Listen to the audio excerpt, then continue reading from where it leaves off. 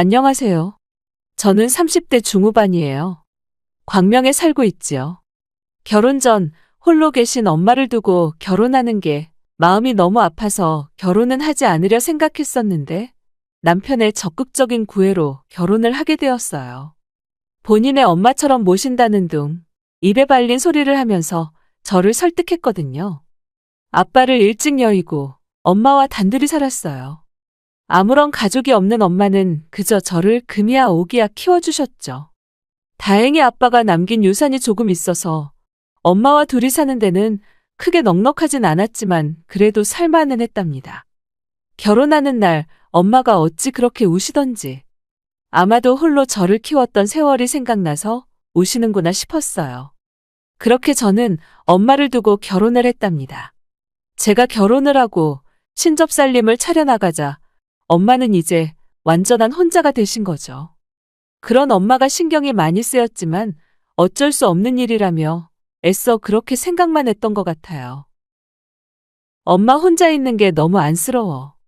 그래도 우리 신혼집에서 엄마랑 가까운 곳에서 살면 내가 들여다볼 수 있을 텐데. 우리 집 근처에 장모님을 모시겠다고? 거기서 잘 살고 계시잖아. 그리고 나이 드신 분들은 살던 동네가 편하시잖아. 아무리 딸이 도시에 나와 있다고 하더라도 본인 살던 터를 다 버리고 오실 수 있겠어? 이건 내 말이 맞다니까? 그래도 신경 쓰여서 그런 거잖아. 혼자 아플 때 병원도 혼자 가셔야 하고. 내가 옆에 있으면 자주 왕래하니까 괜찮을 것 같은데. 나중에 아이 낳아도 엄마가 도와주실 수도 있고. 그리고 결혼 전에 원래 자기가 모신다고 그렇게 얘기할 땐 언제고. 그땐 그때지. 근데 생각해보니까 그냥 나이 드신 분들은 원래 살던 터에서 사는 게 편한 것 같아서 그래. 어쩔 수 없잖아? 친정엄마를 근처로 모시고 싶다고 하니 남편은 친정엄마가 불편할 거라며 한사코 반대하더라고요. 결혼 전 입에 발린 소리를 해대며 본인이 책임진다는 둥, 걱정 말라는 둥 했던 소리가 무색하게 말이에요. 그래도 남편과는 싸우기 싫어서 더 이상 말은 안 했습니다. 마음 한편에 시골에 계시는 엄마가 자꾸 걸렸지만 그래도 전화도 자주 하고 주말마다 찾아뵈어야겠다 생각했죠. 그러나 제 계획은 철저히 틀어졌어요. 주말마다 시어머니의 호출이 이어졌고 하도 성화에 그 뜻에 따라 매번 시댁행을 택했죠. 나도 혼자 살잖아? 내가 전화하기 전에 좀 들여다볼 수 있지 않니? 솔직히 마음에 안 들어. 결혼하기 전까지만 해도 나한테 잘할 것 같아서 허락했는데 이런 게 한부모 가정에서 큰 티가 나는 건가? 어쩜 이렇게 예의가 없는지. 나 진짜 너한테 실망이다. 아니 어머님, 지난주에도 왔잖아요. 그리고 직장 생활까지 하는데 어떻게 매번 이렇게 올 수 있겠어요. 이해 좀 해주세요. 내가 친정엄마였어도 그럴 거야? 애가 어쩜 그렇게 정이 없어? 나 혼자 있는 거 불쌍하지도 않아? 진짜 정없다. 내가 지금 우울증 초기 단계야, 알아?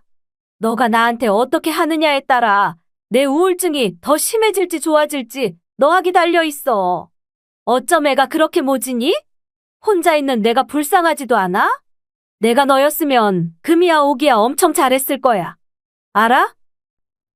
시어머니는 혼자 계시지만 빌라 자체에서 위층 아래층 이모님들이 살고 계시기도 했고 아버님과는 저희가 결혼을 하고 나서 바로 이혼 도장을 찍으셨었죠. 그리고 그렇게 저희 집과 멀지 않은 곳에 사시고 있기도 했고요. 저에게 퍼붓는 시어머니를 보고 있으니 좀 황당하더라고요. 지난주에도 지지난주에도 주말마다 항상 시댁에 왔는데 직장 생활하는 며느리에게 매번 시댁에 와야 한다고 하는 게 이해가 가지 않았거든요. 이런 부분에 있어 스트레스가 시작되었습니다. 하지만 남편은 나 몰라라 하더라고요. 시어머니는 남편이 아닌 저에게 늘 닥달을 하시며 우울증 얘기를 꺼내고 항상 주말마다 와야 한다고 하셨거든요. 제 시간조차 허락되지 않았어요. 평일에 일하고 주말에 쉬고 싶어도 시어머니는 우울증 얘기를 꺼내며 늘 불러대셨어요. 며느리 노릇 안 할 거면 왜 시집 왔어? 너가 그래도 하나뿐인 며느린데. 평일에 못하더라도 주말엔 며느리 노릇 해야지. 위아래 이모들도 너 오길 기다리고 있어. 알겠니? 온 김에 솜씨 좀 보자. 수제비 먹고 싶다. 이모들 불러서 우리 수제비나 해 먹자. 어머님, 저 이렇게 주말마다 부르시는 거 사실 너무 부담스러워요. 저도 평일엔 일하고 주말에만 쉬는 건데 주말에 하루도 아니고 이틀씩이나 매번 전화로 불러대시고 저도 제 개인 생활이 있잖아요. 이해해 주시면 감사하겠습니다. 뭐라고? 너 지금 시댁 오기 싫어서 그러는 거니? 나 너 같은 며느리 보다 처음 본다. 우리 경로당에는 며느리가 이거 해줬다, 저거 해줬다 하는 노인네들이 얼마나 많은 줄 알아? 주말마다 와서 청소해주고 간다, 빨래도 해주고 가는데. 너 이렇게 나 혼자 있는 거 불쌍하지도 않아? 내 시애비랑 이혼하고 내가 얼마나 우울한 줄 아냐고. 근데 그걸 못 참아? 아니요, 어머님 이해하죠. 그래도 이렇게 주말 내내 내리 부르는 건 제 개인 생활도 있으니 자제해달라고 하는 거예요. 어련히 알아서 제가 지혁 씨랑 같이 오지 않을까요? 근데 항상 보면 지혁 씨는 쉬라고 하고 저만 오라고 하니까 그렇죠. 걔랑 너랑 같아? 걘 원래 잠이 많아서 주말엔 좀 푹 자야 해. 그걸 모르니? 그리고 여자라면 좀 부지런해야 하는 거고? 너 이렇게 보니까 굉장히 말 많은 애구나? 시애미가 좀 불렀기로 써니 이러쿵 저러쿵 말이 많아. 나 때는 시애미 눈도 못 마주쳤어. 도통 말이 통하시는 분이 아니었습니다. 그냥 제가 알아서 맺고 끊어야겠다고 생각했고 그날은 어머님이 원하시는 이모님들까지 불러 수제비를 대령했죠. 이모님들도 성격이 시어머니와 비슷하신 분들이어서 사실상 같이 있는 것만으로도 피곤했어요. 그렇게 주말 내내 시댁 시중을 들다 집으로 향했는데 우라통이 터지더라고요. 남편한테 화가 나면서 말이죠. 집에 들어오니 남편은 소파에 대자로 누워서 예능 채널을 보며 깔깔대고 있었거든요. 그 모습을 보니 정말 폭발할 지경이었죠. 이제 효도는 셀프로 해. 내가 왜 어머님 댁까지 가서 주말에 이렇게 뼈 빠지게 고생해야 해? 당신은 집에서 누워서 TV 보면서 깔깔대고나 있고. 진짜 내가 이게 뭐 하는 짓인가 싶다. 엄마 얼굴 본 지도 지금 2달이 넘었어. 나 이제 주말마다 시댁 못 가. 어머님이 서운하셔도 어쩔 수 없어. 그냥 못 간다고 할 거니까 당신도 그렇게 알고 있어. 아니, 어떻게 그렇게 무자르듯 그래? 엄마 혼자 있어서 지금 우울증으로 그러고 있는 건데. 아빠랑 아무리 사이가 안 좋았다고 해도 갑자기 혼자 계시게 됐는데 그럼 제정신이겠니? 너가 좀 이해해 줄 수도 있잖아. 진짜 야박하다. 내가 야박해? 그럼 당신이 가서 어머님 기분 풀어드려. 왜 내가 해야 하는데? 아들놈은 맨날 주말마다 늦잠에 골프해 하고 싶은 거 다 하면서 왜 내가 가서 어머님 비위 맞춰드려야 하냐고. 자기가 우리 집 가서 엄마 비위 한번 맞춰준 적 있어? 아니 그런 건 아닌데. 엄마가 너를 좋아하니까 부르시는 거지. 그렇게 생각 못해. 딸 없는 양반이 딸 생겼다고 그렇게 불러대시는 거 모르겠어? 너도 참 우리 엄마 이해 좀 해줘라. 얼마나 외로운 분인데 그걸 이해를 못 해줘. 너무한다 정말. 너무한 건 당신이랑 당신 엄마지. 무슨 내가 이 집의 식모도 아니고 매번 왔다 갔다 하면서 나 절대 못하니까 그런 줄 알라고. 제 말에 남편은 한마디도 못했어요. 그리고 저 역시도 이제는 어머님께 끌려다니지 말아야겠다고 생각했죠. 역시나 주말이 왔고 어머님은 토요일 아침이 되자마자 전화를 하시더라고요. 전화를 안 받았습니다. 급한 거면 남편한테 따로 하겠지 하면서요. 제가 전화를 받지 않자 역시나 남편한테 전화해서 저를 바꾸라고 하더라고요. 그러면서 똑같이 저를 불러대셨죠. 혼자 와서 밥을 차리라는 둥, 이모들이랑 기다리고 있다는 둥, 정말 화가 나 제 할 말만 하고 전화를 끊어버렸고 전 그냥 친정으로 향했어요. 아니 전화를 왜 안 받아? 우리 너 기다리고 있어. 이모들이랑. 오늘은 뭐 해줄란가? 기대하고 있으니까 어서 장봐 와라. 아니요, 오늘 못 가요. 이번 주에 저 친정 가거든요. 밥 알아서 해 드시고 심심하시면 지혁 씨 불러서 어디 다녀오시거나 하세요. 뭐라고? 너 지금 친정 간다고 했냐? 그럼 우리 밥은 어쩌고 친정을 간다는 거야? 와서 밥이라도 하고 가. 안 늦잖아. 어머님, 제가 무슨 밥하려고 시집 온 줄 아세요? 며느리를 어떻게 생각하고 계시는 줄 모르겠는데 저 그렇게 못하니까 알아서 시켜 드시던지 이모님들이랑 해 드시든지 하세요. 그리고 앞으론 한 달에 2번 토요일이나 일요일에만 지혁 씨랑 같이 찾아뵐 거예요. 제가 선약 없고 어머님 괜찮으신 날로 다 가요. 그러니까 이렇게 매번 토요일마다 전화 안 하셨으면 해요. 그럼 이만. 제가 매정하게 전화를 끊어버리고 친정 갈 준비를 하자 남편은 저에게 눈을 흘기며 너무한다고 얘기하더라고요. 정말 속에서 부글부글 얼마나 끓어오르던지. 결혼하면 진짜 남편은 남의 편이 된다더니 제 남편이 이렇게 남의 편이 될 줄 정말 꿈에도 몰랐거든요. 그래도 꼭 참았어요. 뭐 제가 선택한 결혼이고 제가 선택한 사람이니 어쩌겠나라는 심정이었거든요. 너무한다, 진짜.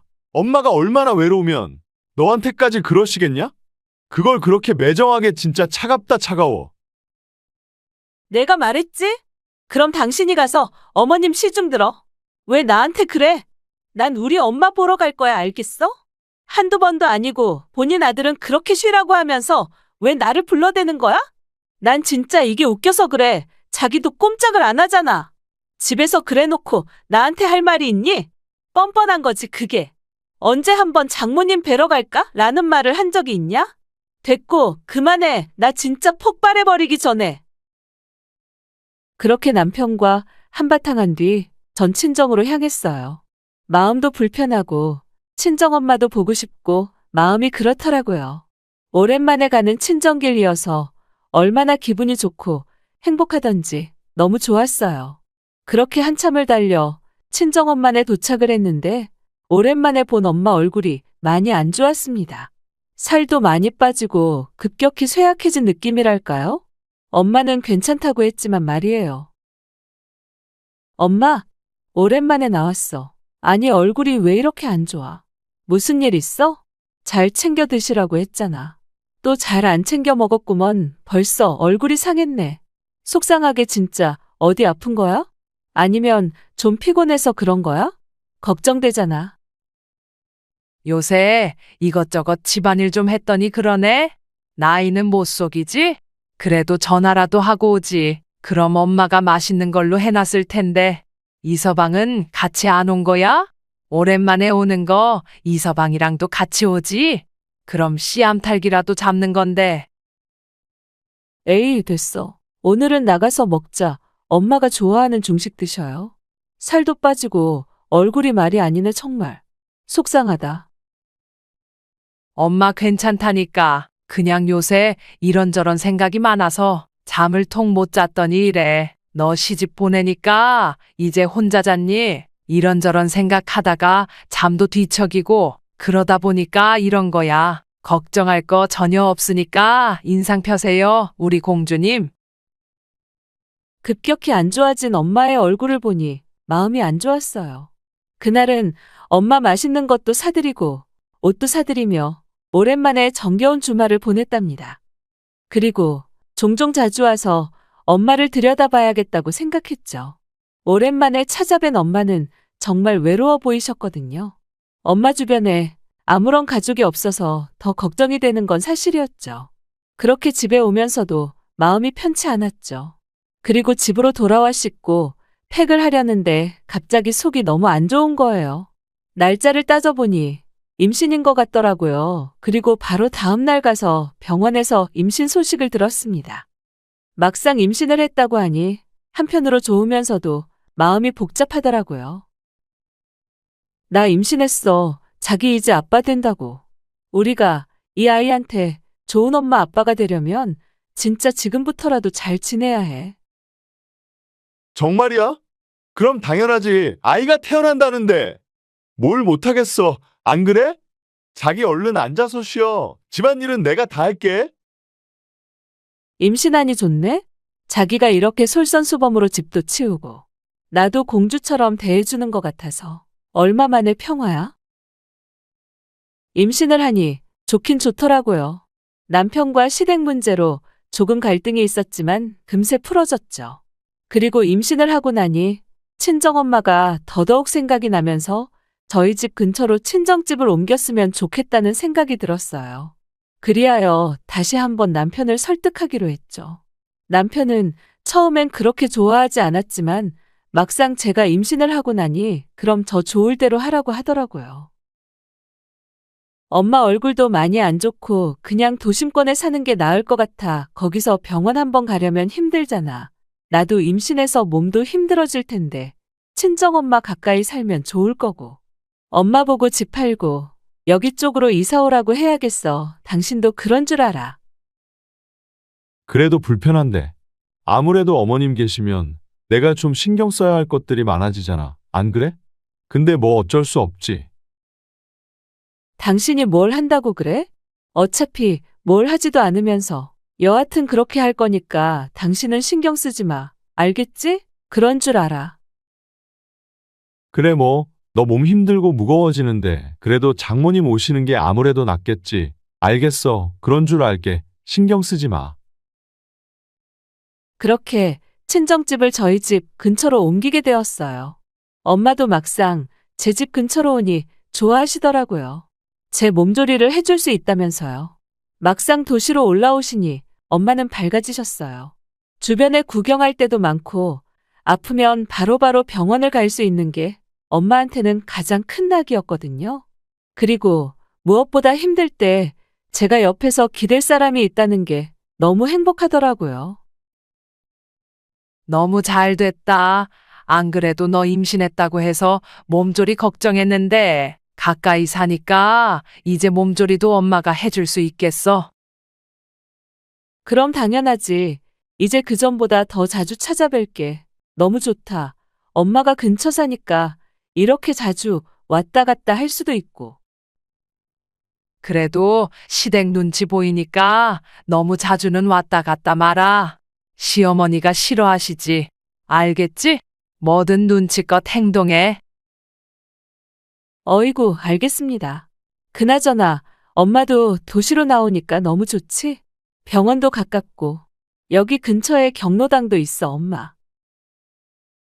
시골에 혼자 계시다가 막상 도시로 오니 참 좋아하는 친정엄마였어요.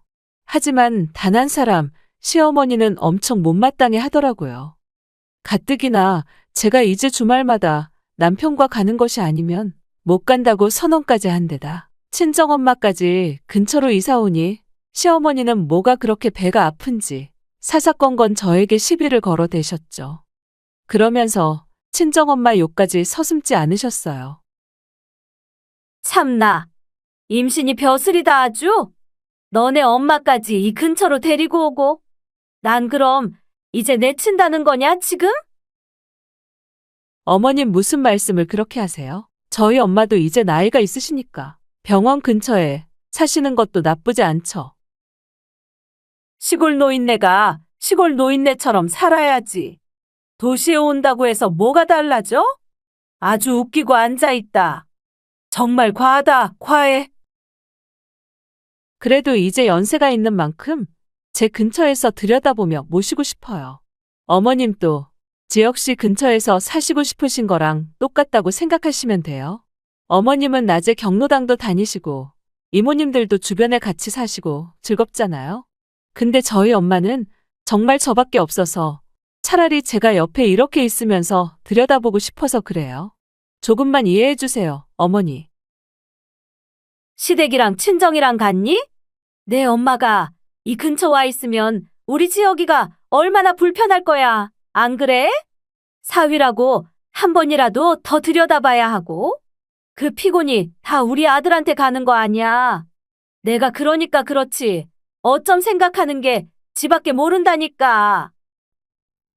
그럼 나는? 이라는 말이 목구멍까지 솟아올랐지만 정말 꾹꾹 참았습니다. 사람이 어쩜 저렇게 이기적일 수 있지? 라는 생각을 하면서 그저 애써 참고 눌렀어요. 어머님은 그런 식으로 정말 본인밖에 모르시는 분이었죠. 속상했지만 뱃속 아이 때문에 좋은 생각만 하자라고 애써 눌렀어요. 그리고 임신 말기가 되었을 때 더 좋은 소식이 들려왔어요.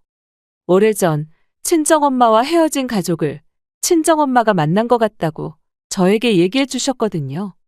엄마 처녀 때 헤어진 친오빠인데 이 동네에 사는 것 같다며 동네 마실을 나갔다가 우연히 알게 되었다고 했어요. 얼굴이 낯익어 이런저런 대화를 하다 알게 되었다고 했었죠. 이게 무슨 우연인가 싶으면서도 너무 좋더라고요. 그래도 아무도 없는 엄마에게 가족이 생겼다는 기쁨이 정말 컸거든요. 그렇게 엄마는 이사를 오고 나서 좋은 일만 생겼습니다.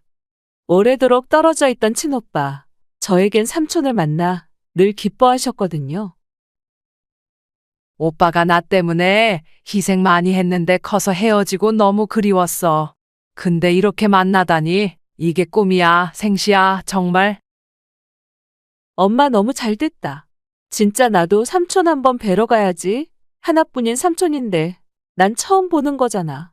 근데 너무 우연이다 정말. 그럼 너 지금은 막달이라 몸도 무거운데 천천히 아기 낳고 한번 보러 가자. 요 근처 사니까 자주 보면 좋지. 그렇게 엄마 입에선 미소가 떠나지 않았습니다. 그리고 전 막달이 되어 아이를 출산하게 되었죠. 제가 출산을 하고 보니 정말 눈에 넣어도 아이가 아프지 않더라고요. 임신 기간 중 임신성 당뇨 때문에 너무 고생을 한 터라 먹고 싶은 것을 잘 못 먹었는데 아이를 낳자마자 친정엄마가 해주신 양갱을 너무 먹고 싶었어요. 엄마에게 양갱 좀 만들어 달라고 하니 엄마는 단숨에 양갱을 만들어서 저에게 보내주셨죠. 그리고 시어머니는 병원에 저를 보러 오셨다가 그 양갱을 보곤 코웃음을 치더라고요. 참나, 고작 내 엄마가 가져온 게 양갱이냐? 아주 날로 먹는다. 딸 출산했는데 이것저것 해주지 못할 망정. 그럼 여기로 이사는 왜 왔대? 너한테 만난 거 많이 해주려고 온 거 아니니? 근데 고작 양갱을? 얘 이거 내가 가져간다. 너 애 낳고 이렇게 단 거 먹으면 이 다 상해 알겠니? 그리고 어쩜 그렇게 너네 엄마는 철이 없니? 애 낳아보고도 이런 거 모른대? 그거 제가 해달라고 한 거예요. 제가 제일 좋아하는 거기도 하고요. 임신성 당뇨 때문에 조절하느라 먹고 싶은 것도 못 먹어서 좀 부탁드린 건데 꼭 그렇게 말씀하셔야겠어요? 그럼 어머닌, 지금 여기 병원에 제 속 뒤집으려 오신 거예요? 아이 낳은 저한테? 뭐야? 어쨌든 너 모유 수유도 해야 하는데 이런 걸 어떻게 먹는다는 거야? 됐어. 내가 가져가마. 얘가 철이 없어 정말. 어머님은 어이없게도 그걸 들고 그냥 나가버리셨습니다. 진짜 황당하더라고요. 시어머니는 그렇게 막무가내인 분이었어요. 제가 말릴 틈도 없이 양갱을 들고 그대로 나가버리셨고 돌아오지 않으셨습니다. 너무 어처구니가 없어 저는 말이 안 나왔어요. 그리고 짧은 입원을 마치고 전 퇴원을 했죠. 그런데 대박 사건이 있었더라고요. 제가 병원에 있는 동안 말이에요. 시어머니가 저희 친정엄마가 가져온 양갱을 경로당에 포장채 던져주고 왔는데 그 양갱을 보자마자 노인 회장이 노발대발하면서 화를 낸 거예요. 이거 드실 분 드세요. 아니 우리 그 철없는 사돈이 아주 우리 애 이다 뽑히라고 애 낳자마자 양갱을 해준 거야 글쎄. 내가 진짜 어이가 없어가지고 내가 말했잖아요. 좀 이상하다고. 그 옆편네 내가 며느리 병원에 있을 때 당장 챙겨온 거예요. 직접 만든 거라고 하던데 내가 어이가 없어가지고. 하여튼 그 집구석 웃기다니까. 그동안 내가 말을 안 해서 그렇지 아주 황당한 집안이야. 당신이었구먼. 우리 조카 시어머니가. 이 여편네가 감히 이걸 어디다 디밀어. 내 동생이 밤새 만든 양갱이고 귀한 건데 이걸 조카도 먹어보지도 못하게 하고 들고 나와. 참나 말이 안 나오네. 그동안 그렇게 경로당 와서 욕한 집구석이 내 동생 집이었어? 며느리 욕이랑 사돈 욕을 그렇게 하더니 그게 내 동생이 옳시다. 그 며느리는 내 조카이고. 아셨수? 어머 회장님, 무슨 소리예요? 우리 며느리 친정엔 친척도 없고 아무도 없어요. 근데 무슨 오빠라고 갑자기. 아주 오래전 핸드폰도 없던 시절에 내가 군대에 가고 제대하면서 연락이 끊긴 내 동생이요. 진짜 몇십 년 만에 찾았지. 근데 그런 동생을 매일같이 욕했던 게 당신이라니. 이 안경 나도 받았어. 이 여편네야. 우리 동생이 나 먹을 것도 만들어줬다고. 핸드메이드 양갱이라 딱 봐도 내 동생이 만든 거 티가 나는구먼. 당신 성품 별로다 했더니 아주 가관이구먼. 참나. 노인 회장님이 이렇게 얘기를 하자 시모가 사시나무 떨듯 발발대더래요. 그 이유는 사실 시어머니가 노인 회장님을 좋아하고 있었거든요. 그 나이에 외숙모도 돌아가시고 삼촌은 혼자 사셨는데 자수성가를 하셔서 지금은 쉬고 있지만 건물들이 여러 채였거든요. 그걸 알고 재혼이라도 하고 싶어 매일같이 경로당에 들락날락한 거예요. 근데 그런 회장님의 동생을 허구한 날 욕을 해댔으니 회장님은 어이가 없었던 것이지요. 회장님이 노발대발을 하자 시어머니는 갑자기 탓에 전환을 하였다고 해요. 아니 그럼 저희 며느리 삼촌이라는 건가요? 어머나 이런 우연이. 제가 좀 섣불렀죠? 그냥 우리 며느리 치아 생각해서 얘기했던 건데. 제가 평소에 얼마나 며느리한테 잘해주는데요. 회장님이 지금 좀 오해하시는 것 같아서. 오해는 무슨. 허구한 날 와가지고 내 동생 욕할 땐 언제고 이사 온 거부터가 마음에 안 든다는 둥, 가만 안 둘 거라는 둥. 나도 당신 인성 그럴 줄 몰랐다 이거야. 됐고 이제 여기서 내 얼굴 보고 지난번처럼 지낼 생각하지 마쇼. 알겠소? 참나 어이가 없어서야.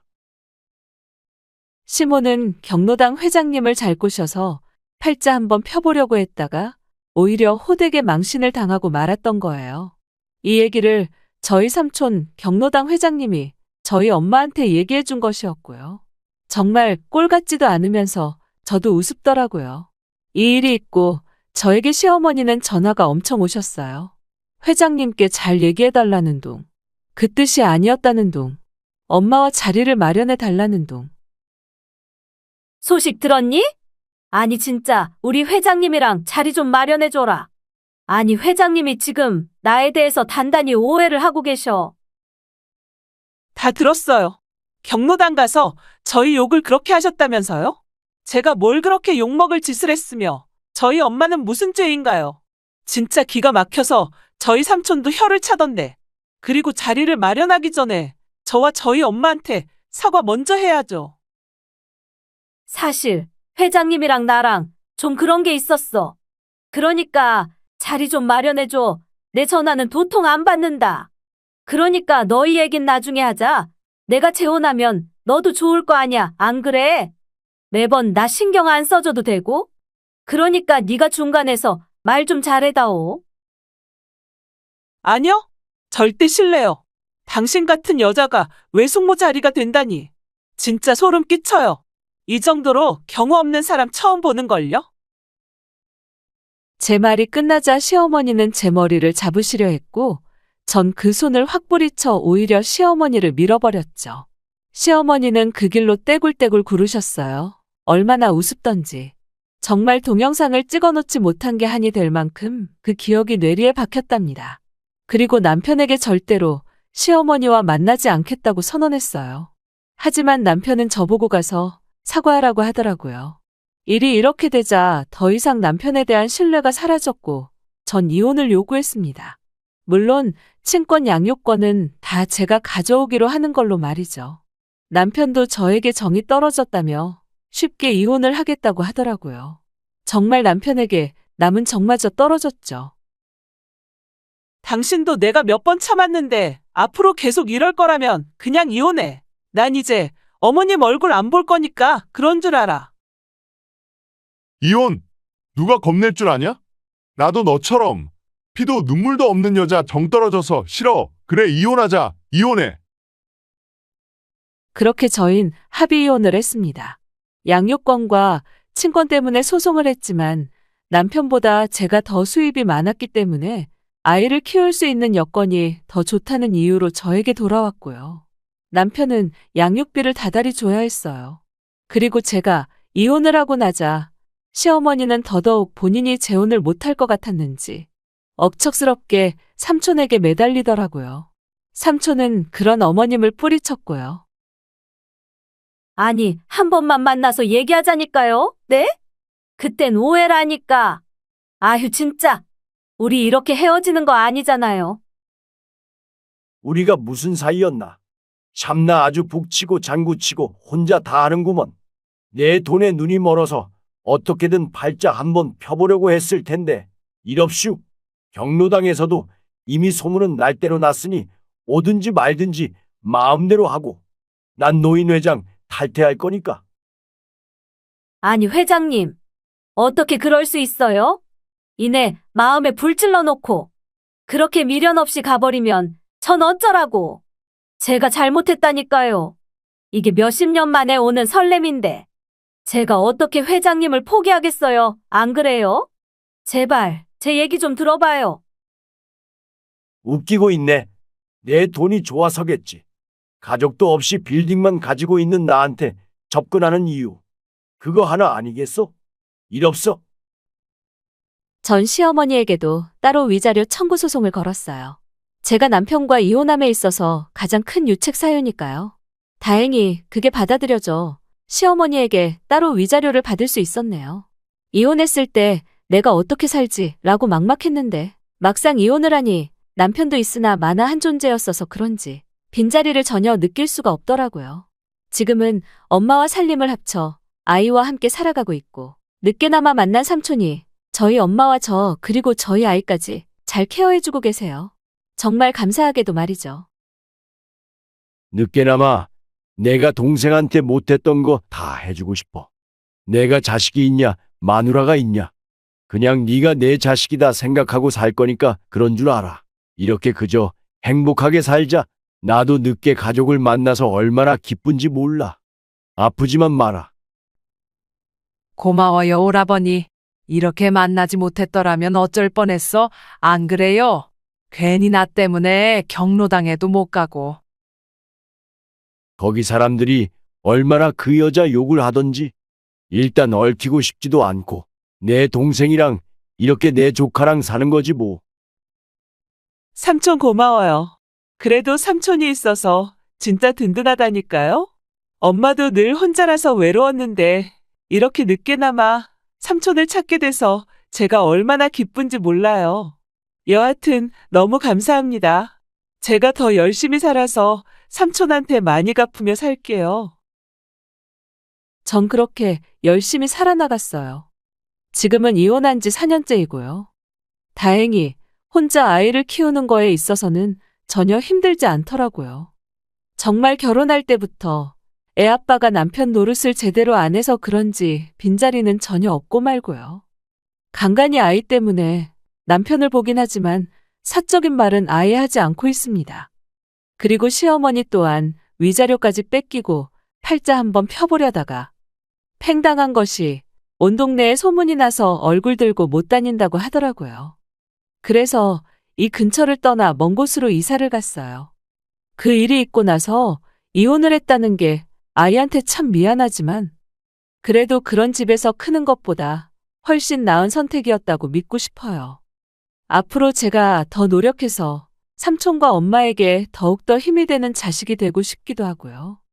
오늘 이 글을 쓰면서 느끼는 것은 남의 말은 함부로 하는 것이 아니라고 정말 뼈저리게 또 한 번 느끼게 되었어요. 그것이 앞으로 저에게 어떤 화살로 돌아올지 모르니까요. 여러분들도 언제나 신중하시길 바랄게요. 그럼 제 글을 읽어주신 모든 분들께 감사하다고 전해드리고 이만 글을 마치겠습니다. 감사합니다. 안녕하세요. 저는 서울에 살고 있는 30대 중반 여자입니다. 그동안 남편 하나 보고 정말 열심히 살아왔는데 말도 안 되는 일들이 제 삶에 펼쳐져서 사연을 신청하게 되었습니다. 남편을 30대 초반에 만났으니 벌써 결혼 5년 차가 넘어갔네요. 저희 부부도 남들과 다를 바 없이 잘 지내왔었고, 현재 3살 된 쌍둥이 아이들을 키우면서 평범한 부부 생활을 유지해오고 있었는데, 어느 날 남편과 함께 바람을 쐬러 간 적이 있었어요. 그런데 그날따라 남편의 행동이 평소와는 많이 다르더라고요. 자리를 자주 비우길래 신경이 쓰이기 시작했어요. 식사를 하다가도 전화가 왔다고 자리를 피하고 화장실은 왜 이렇게 자주 가는지 제가 알던 남편의 평소 모습과는 많이 달랐었어요. 그러다 보니 저 또한 심기가 별로 좋지 않았고 기분이 상하기 시작했죠. 정말 오래간만에 남편과 둘만의 시간을 보내는 거였는데 남편은 국내 최대 로펌에서 일을 하게 된 이후부터 상당히 바쁜 생활을 보냈었습니다.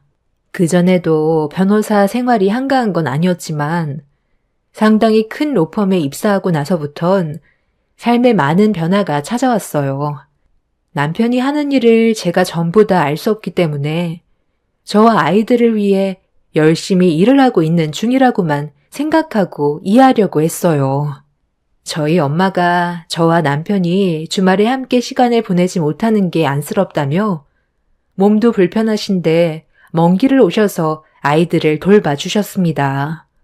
저에겐 정말 황금 같은 시간이었는데 남편은 저보다 일이 우선이었어요. 차라리 집에서 육아하는 게 속 편할 것 같았습니다. 아무리 일도 좋지만 계속 핸드폰만 보고 있는 모습을 보니 그만 집에 들어가고 싶었어요. 그래서 남편한테 집에 있는 아이들이 신경 쓰여서 집으로 돌아가야겠다는 말을 꺼냈고 남편은 제 말이 끝나자마자 그렇게 하는 게 좋을 것 같다면서 먼저 자리에서 일어나 급하게 계산을 하고 건물 밖으로 나갔어요. 당신은 나와 함께 있는 시간이 소중하지 않아? 우리가 데이트를 자주 하는 것도 아니고 정말 어쩌다가 우리 엄마가 내 얼굴 보려고 잠깐 내려왔을 때 시간을 가지는 건데 함께 있는 동안 계속 핸드폰만 붙잡고 있는 거야? 이럴 거면 나랑 데이트하고 싶다는 말도 아예 꺼내지를 말지. 왜 사람 기대하게만 만들어? 같이 나와준 것만도 고맙게 생각해야 되는 거 아니야? 덕분에 바깥바람도 쐬고 좋았잖아. 너는 내가 노력하는 건 안 보여? 나 혼자 잘 살자고 이러는 거야? 내가 가정을 위해 노력하고 있는 건 안 보이고 잠깐 자리 비었다고 이런 식으로 행동하는 거 나도 당신한테 많이 서운해. 전에 일했던 로펌과는 급이 다른 국내 최대 대형 로펌에 입사했어. 그만큼 할 일도 많아지는 거라고. 다른 여자들이었으면 날 하늘 보듯 했을 텐데 마누라 잘못 만나서 국내 최대 로펌 변호사인 내가 이런 대우나 받고 있는 게 정말 안타깝다. 길 가는 여자 아무나 붙잡고 얘기해봐. 당신이 이러는 거 이해 못할걸? 같이 살아주는 것만도 감사하게 생각해야 될 정도라고. 아, 됐다. 내가 너한테 뭘 바라겠냐? 나 지금 중요한 사람 좀 만나야 되거든? 그러니까 택시 타고 집으로 들어가. 오늘 늦을 것 같으니까 기다리지 말고 먼저 자. 장모님한테는 나중에 같이 저녁 먹겠다고 말씀드려. 그리고 바쁜데 나한테 전화 좀 그만하시라고 그래. 사건 검토 중에 얼마나 귀찮은 줄 알아? 남편은 저를 식당 앞에 놔두고 먼저 출발을 했어요. 너무 서운했던 건 집에까지 차 타고 10분 거리인데 가는 길에 잠깐 태워줘도 되는 걸 그것조차 귀찮았는지 저보고 택시를 타고 가라는 말이 서운하게 다가왔습니다.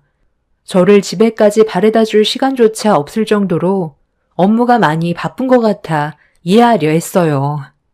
그래서 어쩔 수 없이 택시를 타고 집으로 가고 있었는데 신호에 걸려 택시가 멈추는 순간 남편의 차가 제 눈에 들어왔어요. 누군가를 기다리고 있는지 시계를 보면서 초조해하는 얼굴이 보였는데 누군가 건물에서 나왔고 남편은 밖으로 나온 여자에게 깍듯하게 인사를 하면서 차 문까지 열어주는 장면을 목격하게 되었습니다.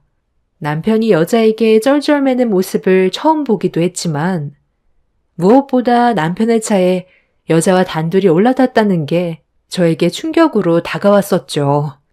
그리고 눈앞에서 순식간에 사라져버린 남편의 차를 뒤따라가려고 택시 기사님한테 부탁을 하려 했는데 이미 택시는 신호를 받아 반대편으로 출발해 버렸습니다.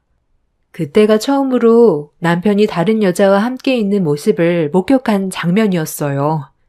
국내 최대 로펌에 근무를 하기 전에 다른 로펌에 있었을 땐 가정이 우선시되던 남편이었는데 모든 상황들이 많이 바뀌게 되면서 남편의 성격도 변화가 생긴 것 같아 많이 불안했었어요.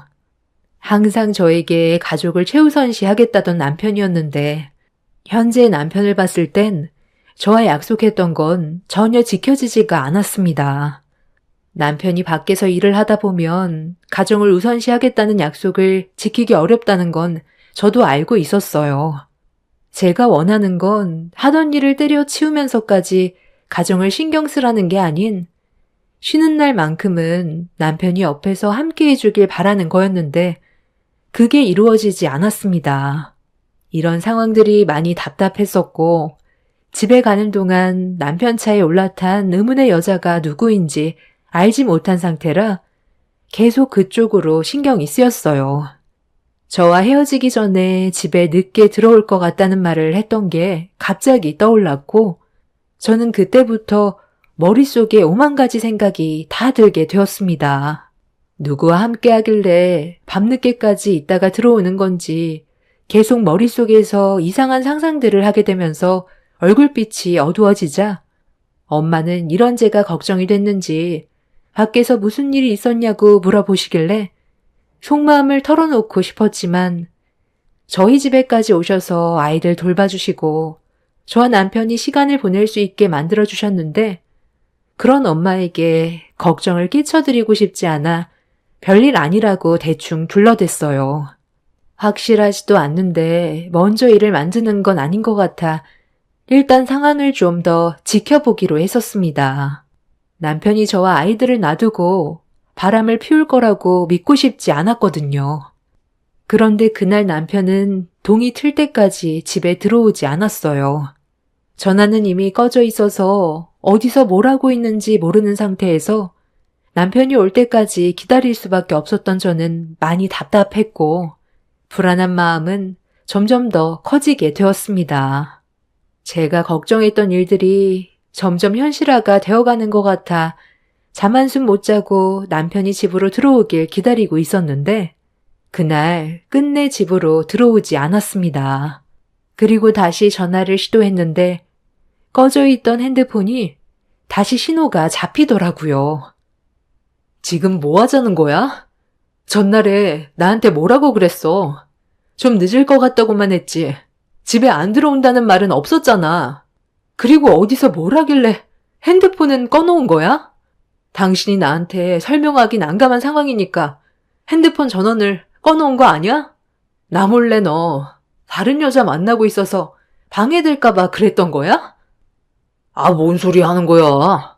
나 지금 출근하고 있으니까 퇴근하고 집에 들어가면 얘기하자. 그리고 내가 무슨 여자를 만나?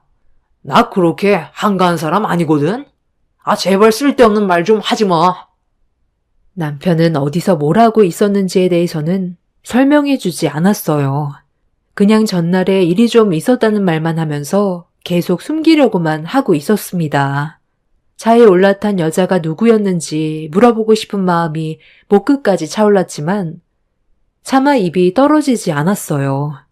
제가 알고 있는 걸 말해주면 남편이 저에게 숨기는 게 더 많아질까봐 확실해질 때까지 저도 말을 하지 않고 때를 기다려야 할 것 같았어요. 그래서 일단 남편이 집에 들어오면 저에게 무슨 얘기를 하는지 들어봐야 할 것 같아 참고 있었습니다. 엄마는 저와 아침을 먹고 집으로 돌아가셨고 그날도 아이들 육아에 이리저리 치이며 힘든 시간을 보내자 어느새 저녁 시간이 되었고 퇴근한 남편이 집으로 들어왔습니다. 다행히 남편이 오기 전에 아이들을 일찍 재워둬서 아침에 풀지 못했던 대화를 진지하게 이어나갔어요. 사회생활 하다 보면 그럴 수도 있는 건데 왜 이렇게 캐묻는 거야? 당신 원래 이러지 않았잖아. 전에 다니던 로펌에 지인분들과 술 한잔 하면서 이런저런 얘기 좀 하다 보니까 대화가 길어졌고 술도 많이 마셔서 대리운전까지 불러 집에 들어올 몸 상태가 아니었어. 그리고 잘 자고 있는 애들 깰까봐 그냥 호텔에서 자고 다음날 바로 출근한 거야. 너는 어떻게? 내가 다른 여자를 만난다고 생각할 수 있는 거야? 내가 그랬으면 대놓고 집에 안 들어왔겠어? 오히려 더 철저하게 숨기고 있었겠지. 쓸데없는 상상 같은 거 하지 말고 집안일이나 좀 잘 좀 해. 꼴이 이게 뭐냐? 나는 밖에서 하루 종일 힘들게 일하고 있는데 너는 집에서 애들 보는 것도 쩔쩔매고 있는 거야? 내가 퇴근하고 집에 들어왔을 때 집안이 좀 깨끗했으면 좋겠어. 쉬고 있을 시간에 먼저 치우면 좋잖아. 당신이 애들을 제대로 돌봐준 적이나 있어? 돈만 가져다 준다고 해서 아빠의 역할이 끝나는 게 아니야. 당신이 해야 될 일도 있는 거라고. 하루 종일 애들한테 치이고 이제 겨우 숨 좀 돌리고 있었던 거였어. 당신 눈에 안 보인다고 해서 함부로 말하지 마. 육아하는 것도 쉬운 문제는 아니라고. 그리고 당신이 나한테 의심될 만한 행동을 하니까 내가 예민해지는 거잖아. 전날에 나한테 뭐라고 그랬어? 저녁 늦게나 들어온다고 했지. 핸드폰 꺼놓고 집에 들어오지 않겠다는 말은 하지도 않았잖아. 나는 당신한테 무슨 일이 생겼는지 알고 불안해서 잠 한숨 못 자고 날을 샜는데 집에서 내가 걱정하고 있을 거라곤 생각 안 해봤어? 당신 대형 로펌에 들어가고 나서 사람 정말 많이 변한 거 알아? 예전에는 집에도 일찍 들어오고 술도 많이 마시지도 않고 나와 우리 아이들만 생각했는데 왜 지금은 사람이 180도 변해버린 건데? 대형 로펌에 들어간 사람은 다 그렇게 변해버리니? 당신이 나한테 방금 했던 말들 전부 신뢰되지가 않아. 전날에 무엇을 했는지 내가 정확하게 좀 알아야 될 것 같아. 전에 다니던 로펌의 동료와 술 한잔 했다고 했지? 지금 이 자리에서 전화 연결해봐. 확인해 보게. 너 지금 나를 의심하는 거야? 이런 걸로 내가 너한테 확인까지 시켜줘야 돼? 쓸데없는 일을 크게 만들 생각하지 말고 저녁상이나 좀 차려놔. 왜?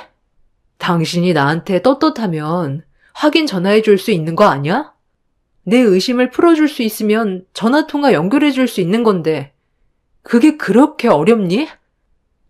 남편은 저와 대화조차 하고 싶지 않다면서 방으로 들어가 버렸어요.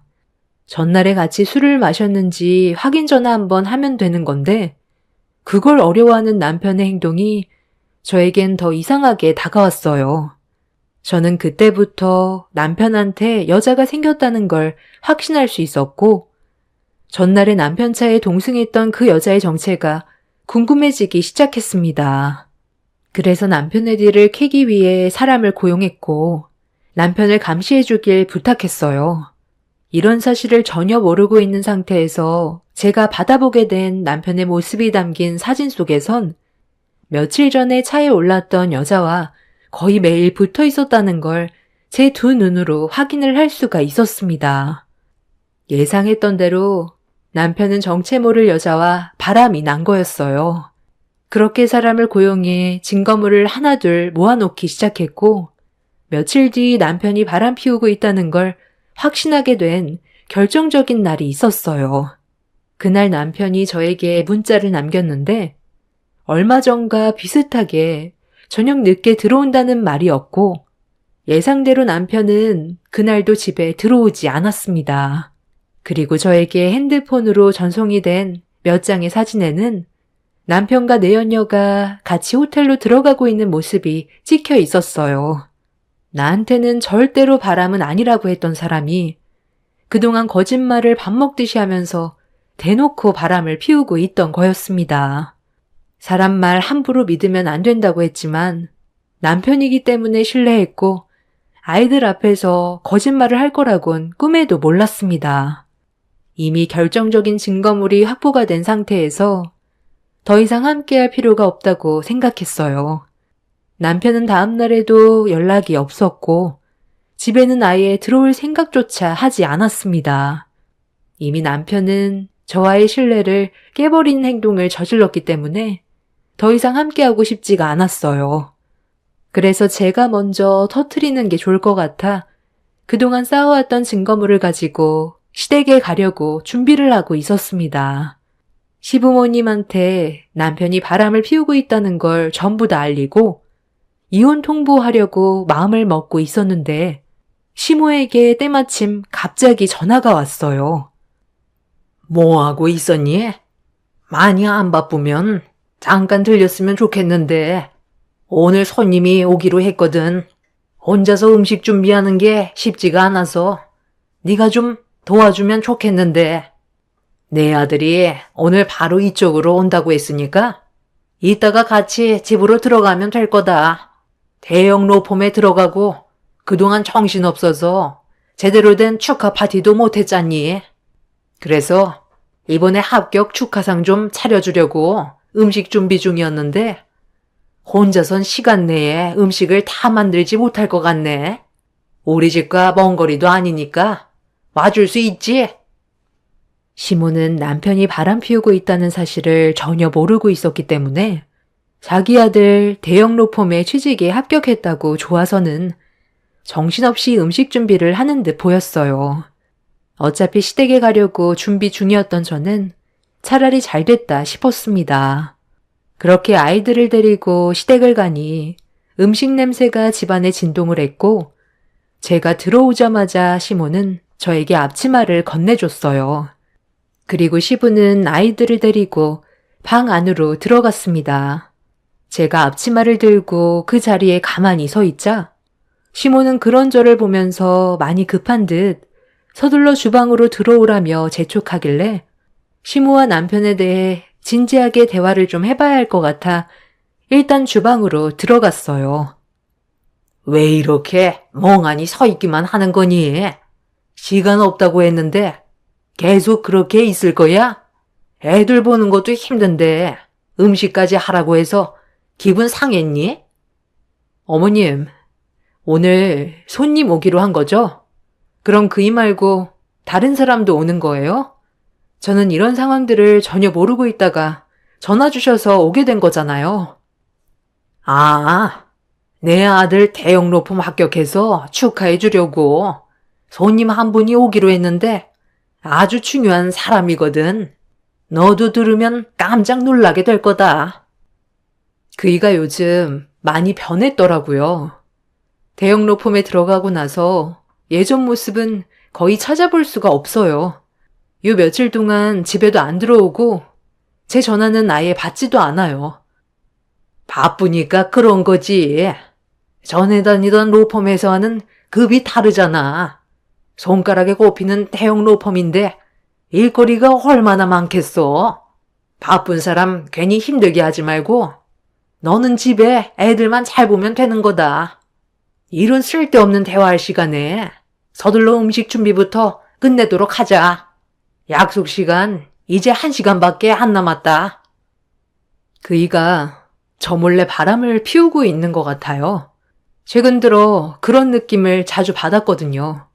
어머님은 만약에 그이가 저 몰래 바람 피우고 있다는 걸 제가 알게 됐다면 어떻게 하길 바라세요?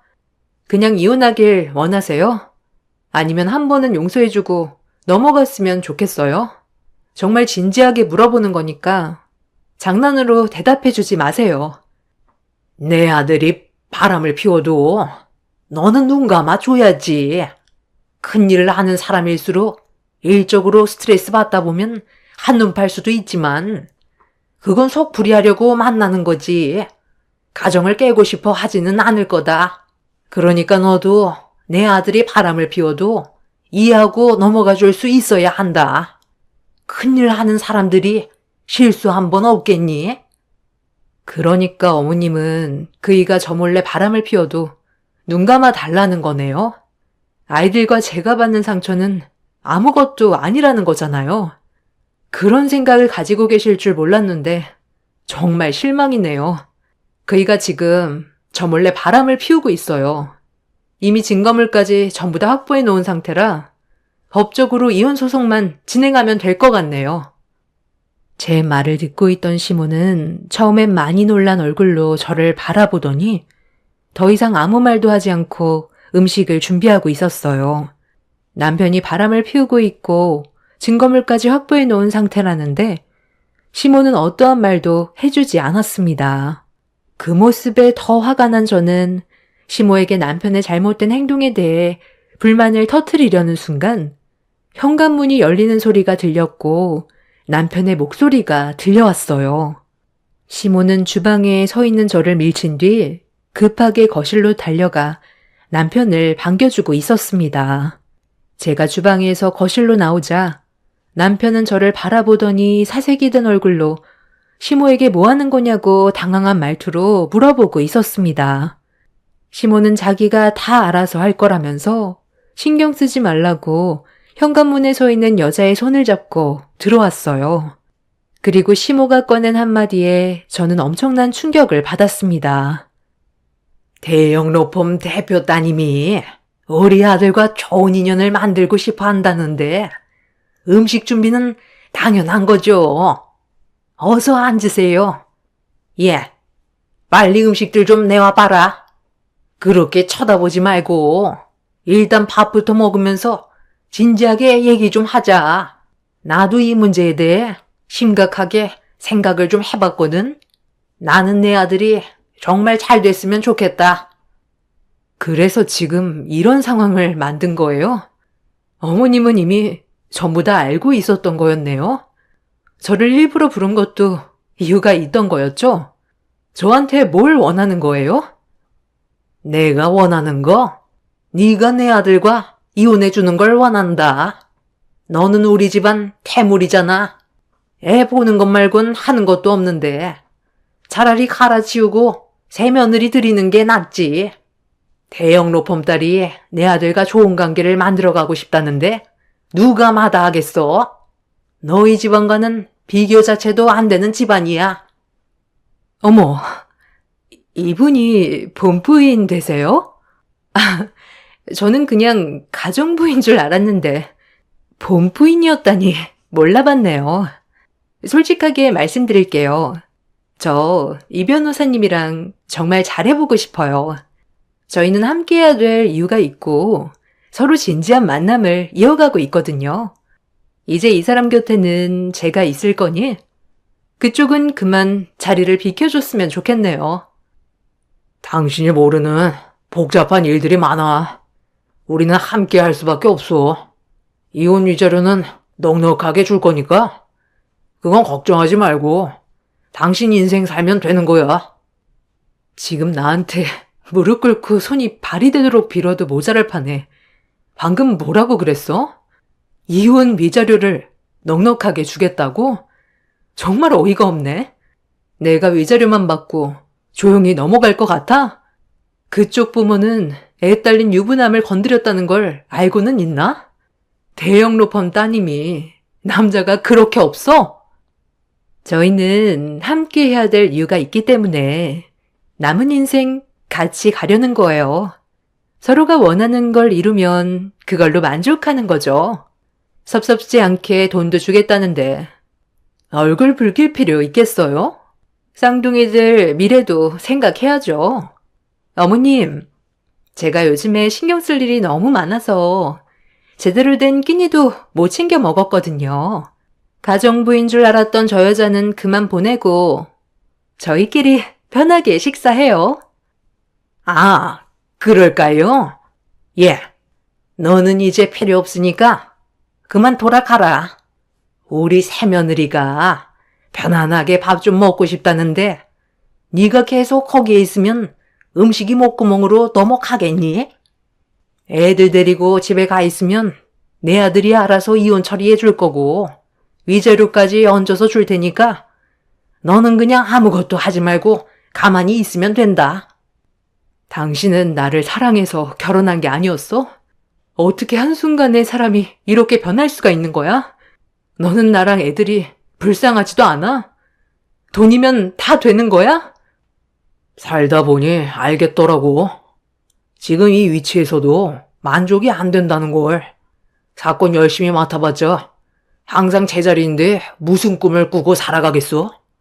그런데 내 야망을 키워줄 수 있는 사람이 지금 내 옆에 있는 이 사람이야. 나를 그동안 무시하던 그 쓰레기 같은 인간들을 내 발밑으로 기어가게 만들 거라고. 그래서 너는 처자식까지 전부 버리겠다는 거야? 너 그 추악한 야망 때문에? 능력이 부족하면 만들어가면 되는 거지. 남의 힘을 빌려서 야망을 키우면 쉽게 무너진다는 거 몰라? 내가 이 집에서 나가면 당신은 2번 다시 나를 만나지도 못하고 애들 얼굴도 못 보는 건데 그래도 나랑 이혼하고 끝낼 거야? 이미 나는 확고하게 결정했고 더 이상 네가 필요 없어. 나한테 도움이 되지 않는 너는 짐밖에 안 되는 존재야. 나는 지금 이 사람이 절실히 필요해. 대충 얘기 끝난 것 같은데 계속 그렇게 서 있을 거예요? 애들 보채는 소리도 듣기 싫으니까 빨리 나가주세요. 이렇게 내쳐지는 게 많이 억울할 수도 있겠지만 능력 없는 그쪽 집안을 탓해야지 어쩌겠어요? 이래서 사람은 살면서 부가 없으면 안 된다니까. 능력 있는 남편과 살려면 그만큼 뒷받침돼야 한다는 거 명심해요. 저는 입에 걸레를 물고 있는 내연녀에게 식탁 위에 올려져 있던 물컵을 얼굴에 뿌려 버렸어요. 시댁 식구들은 제 돌발 행동에 경악을 했고 남편은 자리에서 벌떡 일어나더니 뭐 하는 짓이냐고 저에게 달려와 제 뺨에 손을 올렸습니다. 살면서 처음 누군가에게 뺨을 맞았던 순간이었고 저에게 더 이상 조금의 감정도 남아있지 않다는 걸 알게 된 저는 남편의 얼굴에 사정없이 손을 올려 버렸습니다. 시모는 자기 아들 얼굴에 손을 올렸다고 뒤에서 제 머리채를 잡길래 저도 시모의 머리채를 잡아 사정없이 흔들었어요. 자리에 앉아 물기를 닦고 있던 내연녀가 소리치면서 저를 당장 내보내라고 하자 순간적으로 시댁 식구는 얼음이 돼서는 저를 급하게 밖으로 내쫓아 버렸습니다. 아이들과 저는 그렇게 시댁에서 내쳐졌고 너덜거리는 상태로 집으로 돌아왔어요. 제가 가진 증거물이 효력이 없을까봐 불안했고 돈 많은 대형 로펌 대표 딸에게 남편을 빼앗겼다는 거에 그날 한참 동안 오열을 했어요. 저는 그날 남편과 함께했던 집안의 물건들을 정리하고 있었는데 늦은 새벽 시간에 전화 한 통이 왔어요. 남편의 뒤를 조사해달라고 돈을 주고 고용했던 업체에서 온 전화였죠. 더 이상 남편의 뒤를 안 캐도 된다고 말하려는 순간 저에게 꼭 필요한 결정적인 증거물이 될 거라면서 내연녀와 남편이 나눈 대화의 장면이 담긴 파일 하나를 전송받을 수 있었습니다. 당신 어머니 원래 그렇게 생각 없어? 내가 며느리로 들어온다는 걸 당신 본주한테 자랑하고 싶었나 본데 쓸데없는 짓 하지 말라고 몇 번이나 말했을 텐데. 나도 그렇게 말씀드렸었는데 나도 그 사람이 본가에 있어서 많이 놀랐었어. 그런데 지금 네가 나한테 큰소리칠 입장은 아니잖아. 우리 둘 다 원하는 걸 얻기 위해 손잡은 거 아니었어? 나 아니었으면 너는 지금쯤 감옥에서 썩고 있을 거 나 때문에 이렇게 다닐 수 있는 거라고. 대표님이 네가 저지른 잘못에 대해 알게 되면 그땐 너는 무사하지 못한다는 거 알 텐데. 대형 로펌 이미지가 한순간에 나락으로 떨어질 수 있다는 거 명심해. 그래서 나도 너한테 원하는 걸 줬잖아. 받을 만큼 받았으면 너도 쓸데없이 일 키우지 말고 똑바로 해. 어차피 우리는 공범이 된 거라고. 결정적인 원인은 너한테 있지. 그러니까 누가 술 퍼먹고 뺑소니 치래? 지금 그 사람 산속 깊은 별장으로 옮겼어. 몸 상태가 많이 안 좋은 것 같아. 병원에 보내지 않는다면 얼마 가지 못해 숨을 거둘지도 모르는데 계속 이렇게 숨기고 있을 거야? 의사한테 돈을 주고서라도 그 사람 살려야 된다고. 하필 내 앞에서 사고를 낸 사람이 내가 원서를 집어넣었던 대형 로펌 대표 딸인지 누가 알았겠어? 지금 너희 집안 나한테 목숨줄 달려있다는 거 알지? 전혀 상상조차 하지 못했던 엄청난 증거물이 저에게 들어왔고, 저는 영상을 보는 동안 입을 다물지 못하고 있었어요. 내연녀였던 대형 로펌 대표 딸이 음주운전으로 뺑소니 범행을 저질렀는데 그 배후엔 남편도 함께하고 있었습니다. 남편은 사고를 냈던 여자가 대형 로펌 대표 딸이라는 걸 얼굴을 보고 알게 된 순간부터 자신의 욕망을 채우기 위해 경찰에 신고를 하는 게 아닌 그 여자를 도와 교통사고를 당했던 사람을 산속 깊은 별장에 숨겨놓은 상태였습니다. 그제야 모든 퍼즐이 다 맞아 떨어지고 있었어요. 처음 여자를 봤었던 그 건물은 부동산 건물이었고 남편과 여자의 표정이 안 좋았었는데 뺑소니 사고로 두려워하고 있던 거였습니다. 그래서 서로 앞으로의 계획을 세우기 위해 철저하게 범행을 계획하고 있던 거였죠. 변호사인 남편이 그동안 집에 들어오지 않았던 이유도 별장에 교통사고를 당했던 사람의 몸 상태를 살피기 위한 거였어요. 이런 사실을 꿈에도 몰랐던 저는 경악을 했고 그날 아침이 밝아오자마자 남편이 근무하는 로펌으로 찾아갔습니다. 그리고 저는 로펌 대표를 만나기 위해 중요한 물건을 가지고 왔다며 안내인에게 부탁해서 약속을 잡았어요. 그렇게 한참을 기다리니 로펌 대표와 만날 수 있었고 제가 가진 증거물을 보여줬어요. 대표는 영상을 보자마자 경악을 했고 그 자리에서 대표 딸과 남편을 불러들였습니다. 대표가 만약 다른 생각을 가지고 있었다면 제가 고용했던 사람에게 경찰서에 찾아가 증거물을 보여주라고 부탁을 해놓은 상태였어요. 혹시 모를 일을 대비했던 거였는데 대표는 본인 딸과 남편의 잘못된 행동에 대해 추궁한 뒤에 로펌 회사 이미지에 타격을 입어도 바로 잡을 건 바로 잡아야 한다면서 경찰에 전화를 걸었습니다. 대표 딸은 사색이 돼선 저를 노려보더니 처벌을 받고 싶지 않았는지 하얗게 질려버린 모습을 보인 채 그 자리에서 쓰러져 버렸어요. 산속 깊은 곳 별장에 교통사고를 당했던 그 사람은 다행히 목숨은 건질 수 있었고 이 문제로 남편과 대표 딸은 법적 처벌을 받을 수 있었는데 사고를 유발했던 대표의 딸은 징역 4년을 선고받았고 공범인 남편은 징역 1년 6개월을 받았습니다. 시부모는 범행 사실은 모르고 있었는지 처벌 대상에서는 빠지게 되었네요.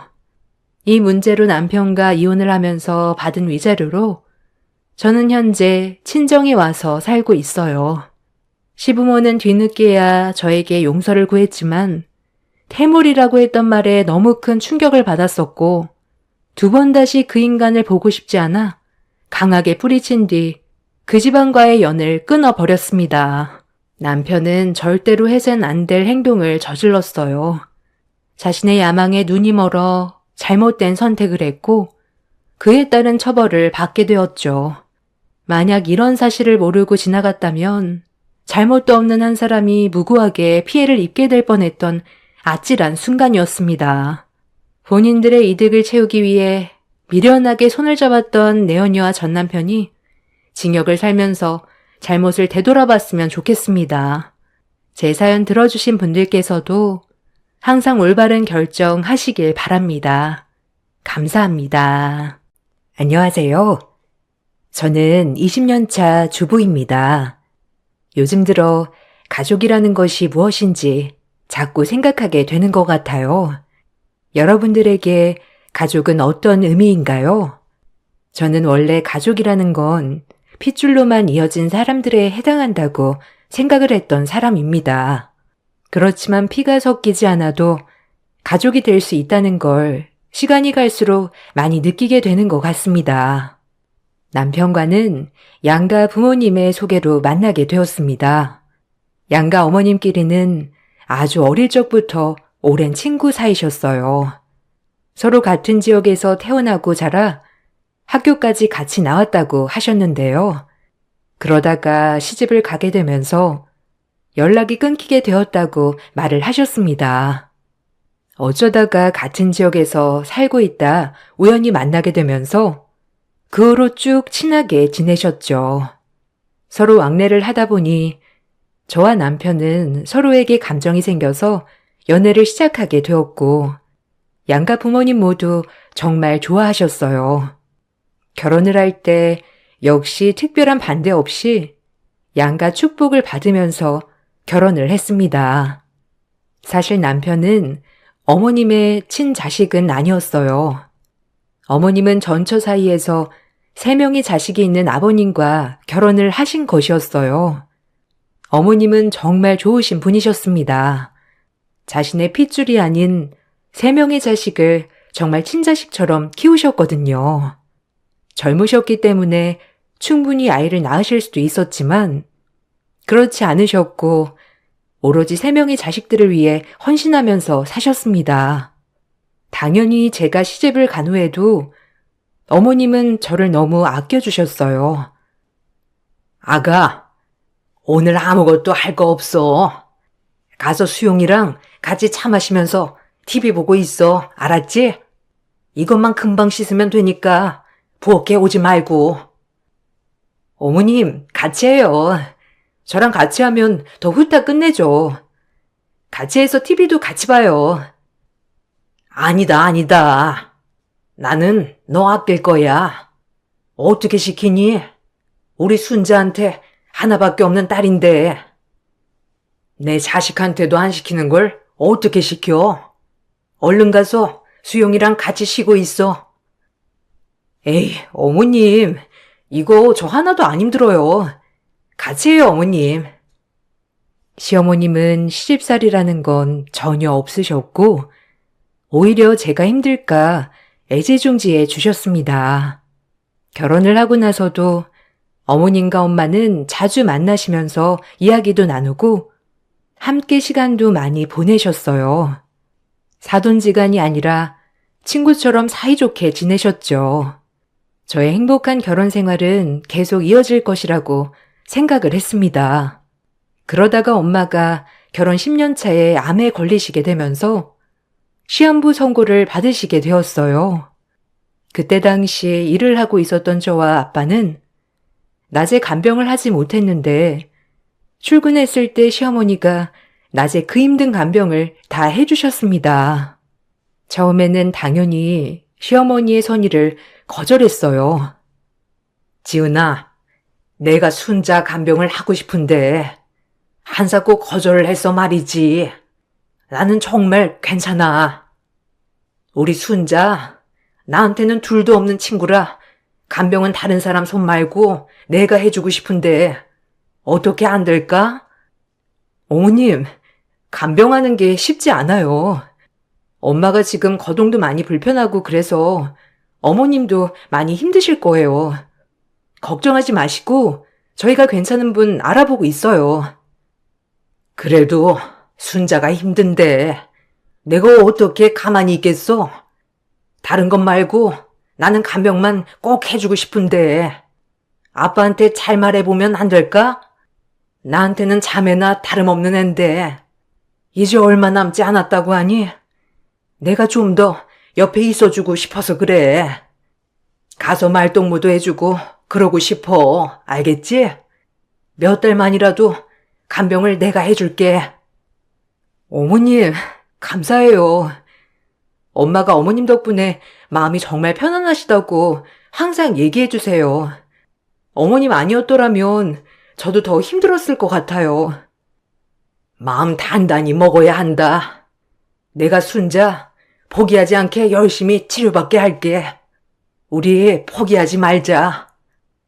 시어머님은 그 힘들다는 간병을 매일같이 하셨고 엄마는 시어머니와 시간을 보내면서 조금씩 나아지는 듯 보였어요.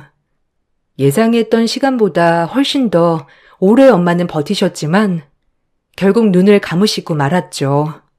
엄마가 돌아가시고 나서 시어머니는 정말 슬퍼하셨어요. 제가 시어머니를 알고 난 이후로 가장 슬퍼하셨던 날이 그때였던 것 같아요. 그렇지만 시어머니는 저에겐 항상 용기와 사랑을 주셨어요. 넌 내 며느리이기도 하지만 순자 딸이고 그러니 내 딸이나 마찬가지야. 순자는 내가 가장 좋아하던 친구였고, 순자가 아니었다면 힘든 세상 버티지도 못했을 거야. 지금은 순자가 없지만 순자를 닮은 네가 있으니 나는 위안이 돼. 그러니 지은아, 내가 친정엄마만큼은 아니더라도 너희 엄마가 되어줄게. 어머님도 힘드실 텐데 감사해요. 엄마도 어머님 곁에 있으셔서 정말 오래 버티실 수 있었던 것 같아요.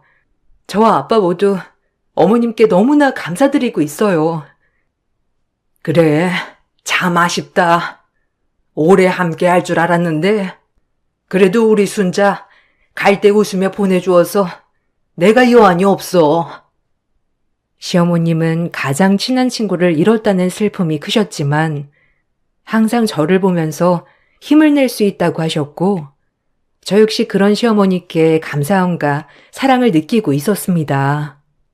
그렇게 시간이 흘러 결혼 15년 차가 되었을 때 시아버지의 건강이 매우 나빠지게 되셨어요. 어머님보다 연세도 많으셨기 때문에 노안도 오셨고 지병으로 인해서 정말 하루하루가 힘든 나날이었습니다. 아버님은 더 건강이 나빠지기 전에 가지고 계시던 재산을 나눠야 될 것 같다고 말씀하셨죠. 그렇게 대부분의 유산은 아버님이 돌아가시기 전에 정리가 되었어요. 그 후로 얼마 뒤 아버님은 노안으로 돌아가시게 되었습니다. 그 후로 집안 분위기는 한순간에 바뀌었어요. 아버님이 계실 때에는 그나마 한 달에 한 번 정도는 모이던 가족 모임도 아예 하지 않게 되었습니다. 요즘 통 시댁에 안 가는 것 같은데 왜 다들 안 모이는 거야? 아버님 가시고 어머님 많이 힘드신 것 같던데 다들 따로 찾아뵙고 있는 거야? 어디? 아, 뭐 알아서 가겠지. 다들 일도 바쁘고 그러니까. 그래도 한 번 다 같이 모여서 밥이라도 먹어야 되는 거 아닌가 싶어서. 나는 자주 뵙고 있긴 한데 아무래도 나도 일을 하고 있으니까 매일 뵙지 못하니 좀 신경 쓰이네. 신경 쓰지 마. 알아서 하시겠지. 그리고 동생들도 다 바쁜데 오라가라 하는 것도 그렇고 그냥 다음에 다 같이 모여서 밥 먹자고 해볼게.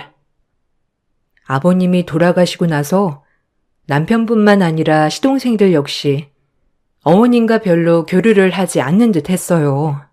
저는 어머님과 2, 3일에 한 번 정도는 만났지만 그때마다 어머님도 별다른 얘기를 하지 않으셔서 따로 물어보지는 않았었죠.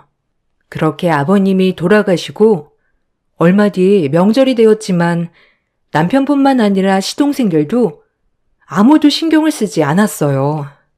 원래 명절이라고 해서 따로 음식을 하지는 않았는데 그래도 아무도 찾아오지 않는 건 너무한 거 아닌가 싶었답니다. 오늘 명절인데 아무도 연락이 안 오네? 다들 언제 갈 거래? 아, 오늘 안 모일 거야. 그냥 처가댁에만 갔다가 오자. 아버님 기다리시겠네. 어? 왜? 어머님도 혼자 계시잖아. 다들 안 모일 거면 우리라도 가봐야 하는 거 아니야? 아빠는 지금 친구들 만난다고 집에 안 계시니까 시댁 먼저 갔다가 가자. 가서 뭐해? 명절 음식 가는 것도 아니고 그냥 앉아있다가만 올 텐데 난 별로 가고 싶지 않은데. 갑자기 왜? 아니 생각해보니까 너무 이상하네. 아버님 돌아가시고 첫 명절인데 어떻게 다들 별말들이 없어. 어머님 혼자 계시잖아. 매일매일 찾아가도 모자란데 당신도 그렇고 시동생들도 그렇고 왜 아무도 어머님 찾아가지 않는 거야? 너무 이상하네. 뭐가 이상해? 다들 바쁘고 정신없으니까 그렇지 뭐. 뭐가 바쁘다는 거야. 당신도 야근 없이 바로 집에 오면서 거기다가 회사에서 오는 길에 시댁이 있는데 한 번 들리지도 않고 왜 그러는 거야? 아버님 돌아가시고서 내가 모르는 무슨 일 있었어? 아이, 당신 모르는 것도 아닌데 왜 그래? 뭐가? 뭘 그런다는 건지 난 이해가 안 돼서 그래. 아니, 친엄마도 아닌데 계속 챙기는 것도 웃기잖아. 뭐? 지금 친엄마가 아니라서 안 간다는 거야? 아, 그래. 나도 그렇고 동생들도 그렇고 아버지 돌아가시고 굳이 챙겨야 하냐? 다 그 말하고 있는데 왜 당신이 이렇게 난리야? 당신, 어머님이 당신을 어떻게 키웠는지 몰라서 그렇게 말하는 거야? 뭘 어떻게 키웠다고 그래? 계모가 그냥 계모지. 아무튼 우리는 이제 남남이니까 당신도 신경 쓰지 마. 저는 남편의 태도에 무척이나 화가 났습니다. 엄마가 시어머니를 만나고 나서 자녀가 있는 남자와 결혼을 했다며 속상해 하셨던 모습이 생각났죠. 매번 저희 집에 올 때마다 저랑 친구를 하라며 남편과 시동생들을 데리고 왔는데 그때마다 시어머니는 지극정성으로 돌봤어요. 거기다가 엄마가 가끔씩 하는 말을 들어보면 시어머니는 정말 친엄마도 하기 어려울 정도로 정성을 쏟으면서 자식들을 키우셨습니다. 한 번은 엄마가 이런 말도 한 적이 있었어요. 수영이가 요즘 별말 안 하니? 에휴, 요새 수영 엄마 얼굴이 말이 아니더라. 왜? 수영이네 무슨 일 있대? 아니, 수영이 학교 급식실에 갑자기 배관이 터져가지고 공사하고 있다잖니. 그래서 다들 도시락 싸고 다니는데 수영이 걔가 고3이라서 아침 일찍부터 저녁 늦을 때까지 학교에 있는다더라. 대학 한번 보내려고 아주 기를 쓰고 도시락을 싸준다고 하는데 솔직히 말이 좋아서 도시락이지. 신경 쓰이는 게 한두 가지니? 거기다가 혹시라도 자기가 부족하게 싸주면 애들이 실망할까봐 아주 그냥 아침, 점심, 저녁으로 도시락 배달을 한다고 하는데 애가 아주 얼굴이 반쪽이 되어가지고 에휴, 수용이는 별말 안 해? 뭐 별말은 안 하던데? 엄마, 나도 고3이야. 수영이 만날 시간이 어디 있어? 에휴, 그렇긴 하지. 그래도 거기 다른 엄마들한테 물어보면 대충 나가서 빵 사 먹거나 그런다고 하는데 춘적에는 왜 그렇게 정성을 쏟으며 그러는지. 참, 애들이 그렇다고 좋아해 주는 것도 아니고 정말 속상하다. 엄마는 시어머니께서 지극정성으로 아이들을 돌보는 것을 다 알고 계셨고 거기다가 자식들이 그것에 대해서 크게 고마워하지 않는다는 것도 모두 알고 계셨었죠. 그런 상황이 너무나 속상하다며 언급을 한 적이 몇 번 있었습니다. 그렇지만 이 정도로 남편과 시동생들이 시어머니를 등질 정도인가 생각이 들기도 했어요. 저는 남편에게 따져 묻기도 했습니다. 당신 근데 정말 너무한 거 아니야? 사실 나도 어릴 적부터 어머님 봐오기도 해서 아는데 당신이랑 시동생들한테 잘못한 적도 없잖아. 아니 진짜 친엄마보다 더 잘해줬으면 잘해줬지. 못한 것도 없는데 다들 왜 그렇게 냉대하는 거야? 당신이 뭘 안다고 그래? 그냥 그런 일이 있는가 보다 하지. 막말로 당신은 시어머니 없으면 더 좋은 거 아니야? 신경 쓸 것도 줄어들고 당신 입장에선 더 좋은 거지. 어떻게 그런 말을 해? 솔직히 말해봐. 왜 아버님 돌아가시고 나서 갑자기 다들 태도가 바뀌었는지. 갑자기는 무슨? 아버지 돌아가시면서 그냥 유산 분배 받고 하니까 다들 이제는 그렇게 끝이 난 거지 뭐. 원래도 별로 친하진 않았어. 그냥 아버지 계시니까 잘 지내는 것처럼 보이려고 한 거고. 무슨 그런 연극을 몇십 년 동안 했어? 연극이라니. 우리도 할 말은 있다고. 고등학교 때 우리 친모가 찾아왔었어. 계모한테 돈 좀 빌려달라고 했나 보더라고. 근데 계모가 무슨 거지 쫓겨낸 것 마냥 쫓아냈다고 하는데 우리가 화가 안 나겠어? 아무리 그래도 우리 친모인데. 뭐? 지금 당신 어릴 때부터 키워준 사람보다 핏줄인 친모가 더 중요하다고 하는 거야? 당연하지. 아무리 그래도 계모는 계모라고. 새어머니도 아마 아버지 유산 보고 결혼했을 거야. 그게 아니라면 10살보다 훨씬 많은 애 딸린 남자랑 결혼할 이유가 뭐가 있겠어? 우리 다 새어머니 그 여자나 마찬가지라고. 당신 그렇게 놀랄 거 없어. 사람 좋은 척 다 연기하는 거야.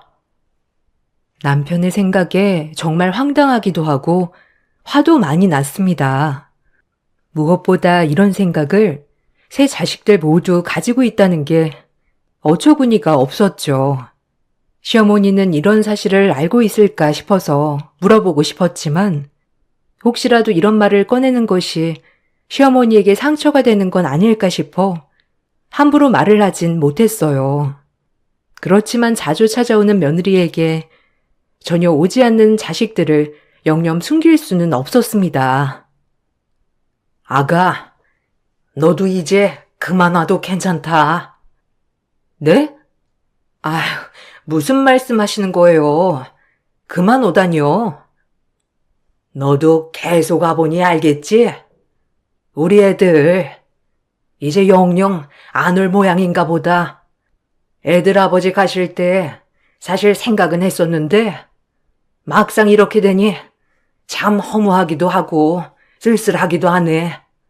그래도 애들 생각이 그렇다고 하니 나도 받아들여야지. 그러니 너도 그만 와도 괜찮다. 어머님, 다 알고 계신 거세요? 그래, 애들이 언젠가 그런 말 한 걸 들었던 적이 있었어. 그네가 고등학교 때 친모가 날 찾아온 적이 있었거든. 돈 안 주면 애들 앞에 자꾸 나타나서 자기 부양하라고 할 거라고.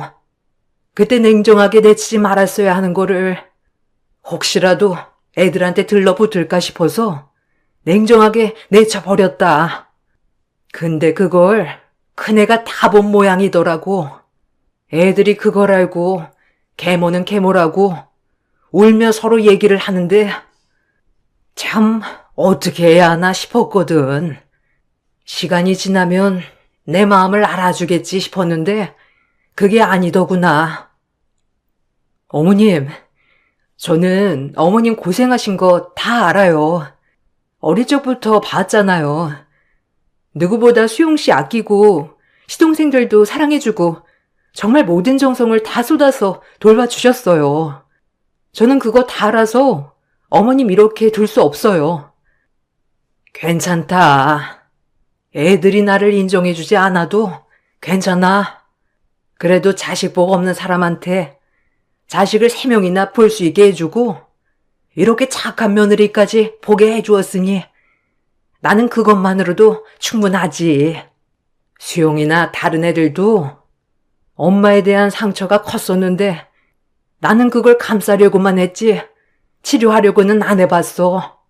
지금 생각해보면 친엄마처럼 화도 내고 훈육도 하고 혼내도 볼 걸 그랬다 싶다. 내가 친엄마처럼 엄마가 되어주지 못해서 그런 거야. 어머님, 전 어머님 계속 이렇게 뵐 거예요. 어머님은 제 어머님이시기도 하지만 정말 친정엄마나 다름없는 분이시잖아요. 어머님은 자식들이 자신을 미워하고 있다는 것을 모두 알고 계셨죠. 아버님이 돌아가시고 나면 어쩌면 더 이상 자식들의 엄마가 될 수 없을 수도 있겠다는 생각을 항상 하고 계셨습니다. 냉정한 자식들의 태도에도 어머님은 매번 철마다 제철 과일이며 음식들을 챙겨서 보냈습니다. 그런 어머님의 정성은 끝도 없이 이어졌죠. 어머님이 이렇게 정성을 쏟음에도 자식들은 전혀 관심을 두지 않았어요. 아버님이 돌아가시고 나서 어머님의 건강도 점점 나빠지기 시작하셨습니다. 일이 바빠 일주일에 한 번 정도만 찾아뵙기 시작할 때면 그 일주일 사이에 건강이 많이 나빠지고 있다는 게 눈에 보일 정도였습니다. 더 이상 안 되겠다 싶어 저는 어머님을 저희 집으로 모셔야 되겠다 생각을 했어요. 당신, 나 할 말 있어. 갑자기 무슨 할 말이 있어서 그래? 나 어머님 여기 집으로 모시고 싶어. 우리 아빠는 할머니 댁으로 들어가서 사시니까 그래도 덜 외로우시지만 어머님은 그게 아니잖아. 어머님? 당신한테 어머님이 어디 있어? 당신 진짜 이런 식으로 할 거야? 왜 자꾸 못난 얘기만 하는 건데? 내가 못나? 당신 내가 어떻게 자랐는지 얼마나 안다고 그래? 계모가 계모지. 뭐 별거 있었을 것 같아? 당신 진짜 은혜도 모르고 이런 식으로 말하는 게 정말 어이가 없다. 은혜? 내가 받은 은혜가 뭐가 있는데? 그 여자는 날 낳지도 않았고 제대로 키우지도 않았어. 일 한번 나가본 적 없이 아버지 돈으로 생활하고 살아왔는데 당연히 아버지 자식인 우리들 챙겨야 하는 거 아니야? 뭐? 어떻게 그런 생각을 할 수가 있어? 당신 원망을 할 거면 어머님이 아니고 당신 친모한테 해야지. 어떻게 그 원망이 어머님한테 향해? 당신 친모 바람나서 집 나간 거였잖아. 근데 그 사람보다 어머님이 더 나쁘다고? 어쨌든 남들은 시어머니 안 보시겠다고 하면 좋아하는데 당신은 왜 이렇게 유난이야? 그 여자한테서 뭐라도 받을까봐 그래? 그 여자 돈에 미쳐서 꽉 잡고 안 줄 사람이야. 그거 몰라? 정말 어이가 없다. 어머님이 언제부터 돈에 미친 사람이 된 거야? 돈에 미친 사람은 어머님이 아니고 당신 친모야. 당신이랑 시동생들 볼모로 돈 뜯으려고 한 게 친모인데 정말 대단하네. 며느리가 이 정도라는 건 그만큼 자식들이 개판이라서 그런 거 아니야? 정신 좀 차려.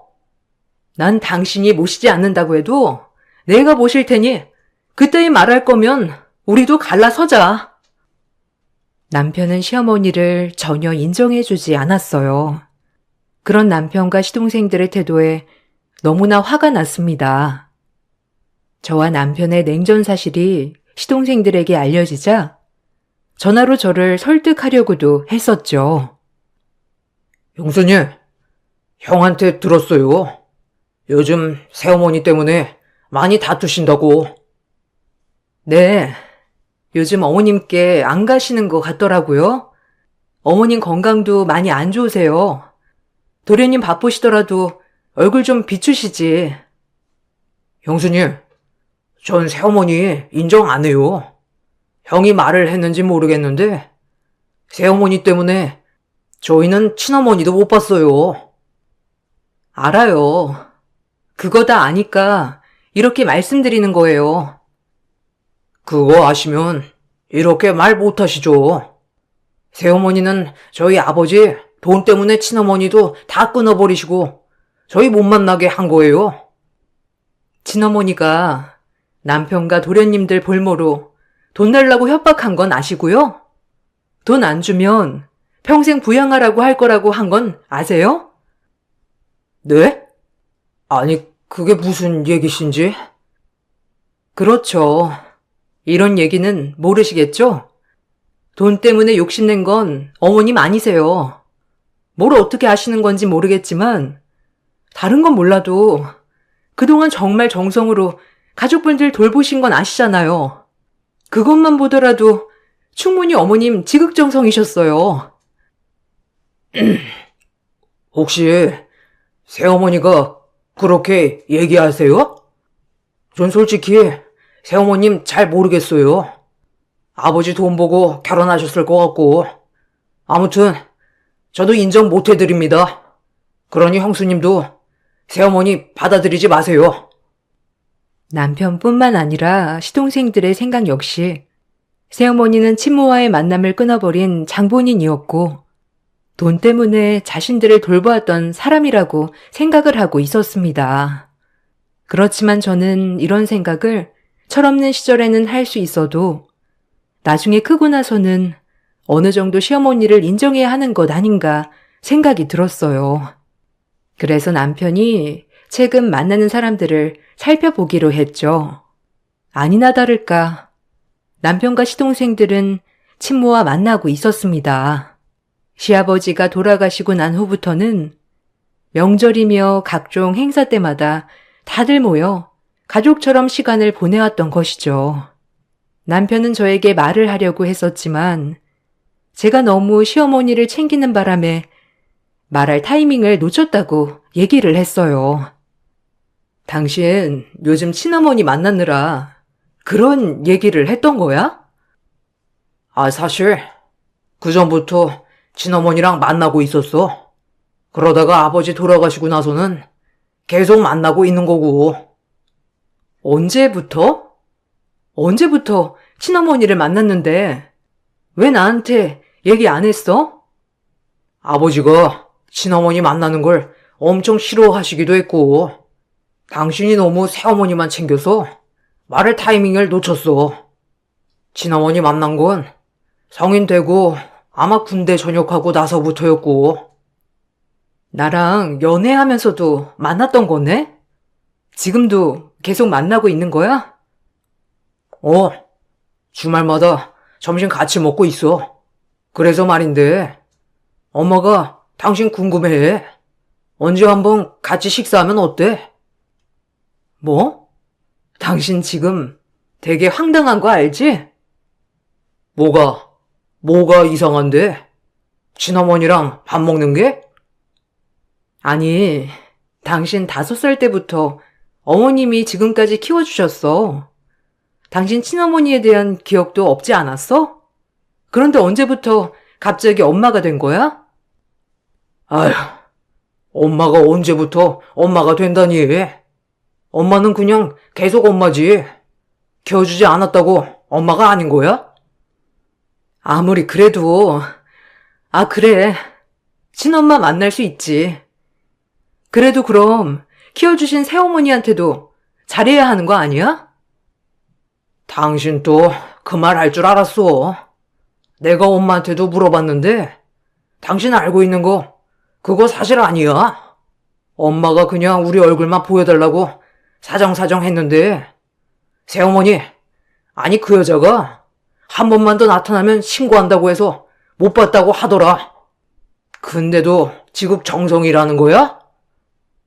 역시나 남편은 친엄마의 말만 믿고 시어머니가 지금껏 40여 년간 해온 모든 정성을 깡그리 무시하고 말았습니다.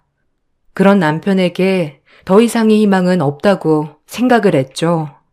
시동생들 역시 매주 친엄마와 만나 식사를 한다는 사실을 알고 나서는 핏줄이라는 게 정말 무엇인지 많이 생각을 하게 되었던 것 같아요. 그러던 어느 날 한밤중에 누군가에게 전화가 걸려왔습니다. 시어머님의 번호로 걸려온 전화라 급하게 받아보니 병원이라고 얘기를 하더라고요. 여보세요? 신춘자 씨 가족분 되시나요? 여기 병원입니다. 네? 병원이요? 갑자기 무슨 일이시죠? 다른 가족분들은 연락이 안 돼서요. 신춘자 씨가 횡단보도를 건너다가 오토바이 사고로 실려왔어요. 지금 혼수 상태인데 빨리 와보셔야 할 것 같습니다. 갑작스럽게 사고로 혼수 상태에 빠졌다는 얘기를 듣고 불이 나게 병원으로 달려갔습니다. 응급실로 바로 가 정신없이 어머님을 찾다 보니 혼수 상태라고 했던 것과는 다르게 어머님은 약간의 타박상만 입으신 채 누워 계셨죠. 저는 웃으며 저를 반겨주시는 어머님께 처음으로 화를 냈습니다. 어머님 괜찮으세요? 아니, 왜 혼수 상태라고 하셨어요? 정말 저 어머님 잘못했을까봐 숨도 못 쉬고 왔어요. 아이고, 우리 지은이 놀랐구나. 아가, 나 여기 일부러 들어온 거야. 네? 일부러요? 아니, 일부러 사고 당하셨다는 거세요? 아니. 그게 아니고, 사고는 우연히 당한 게 맞긴 한데, 아무튼 사고 당해서 그나마 화를 피한 것 같다. 네? 무슨 말씀이세요? 어머님, 요즘 무슨 일 있으세요? 저는 시어머니의 말씀에 무슨 말인지 전혀 이해를 하지 못했어요.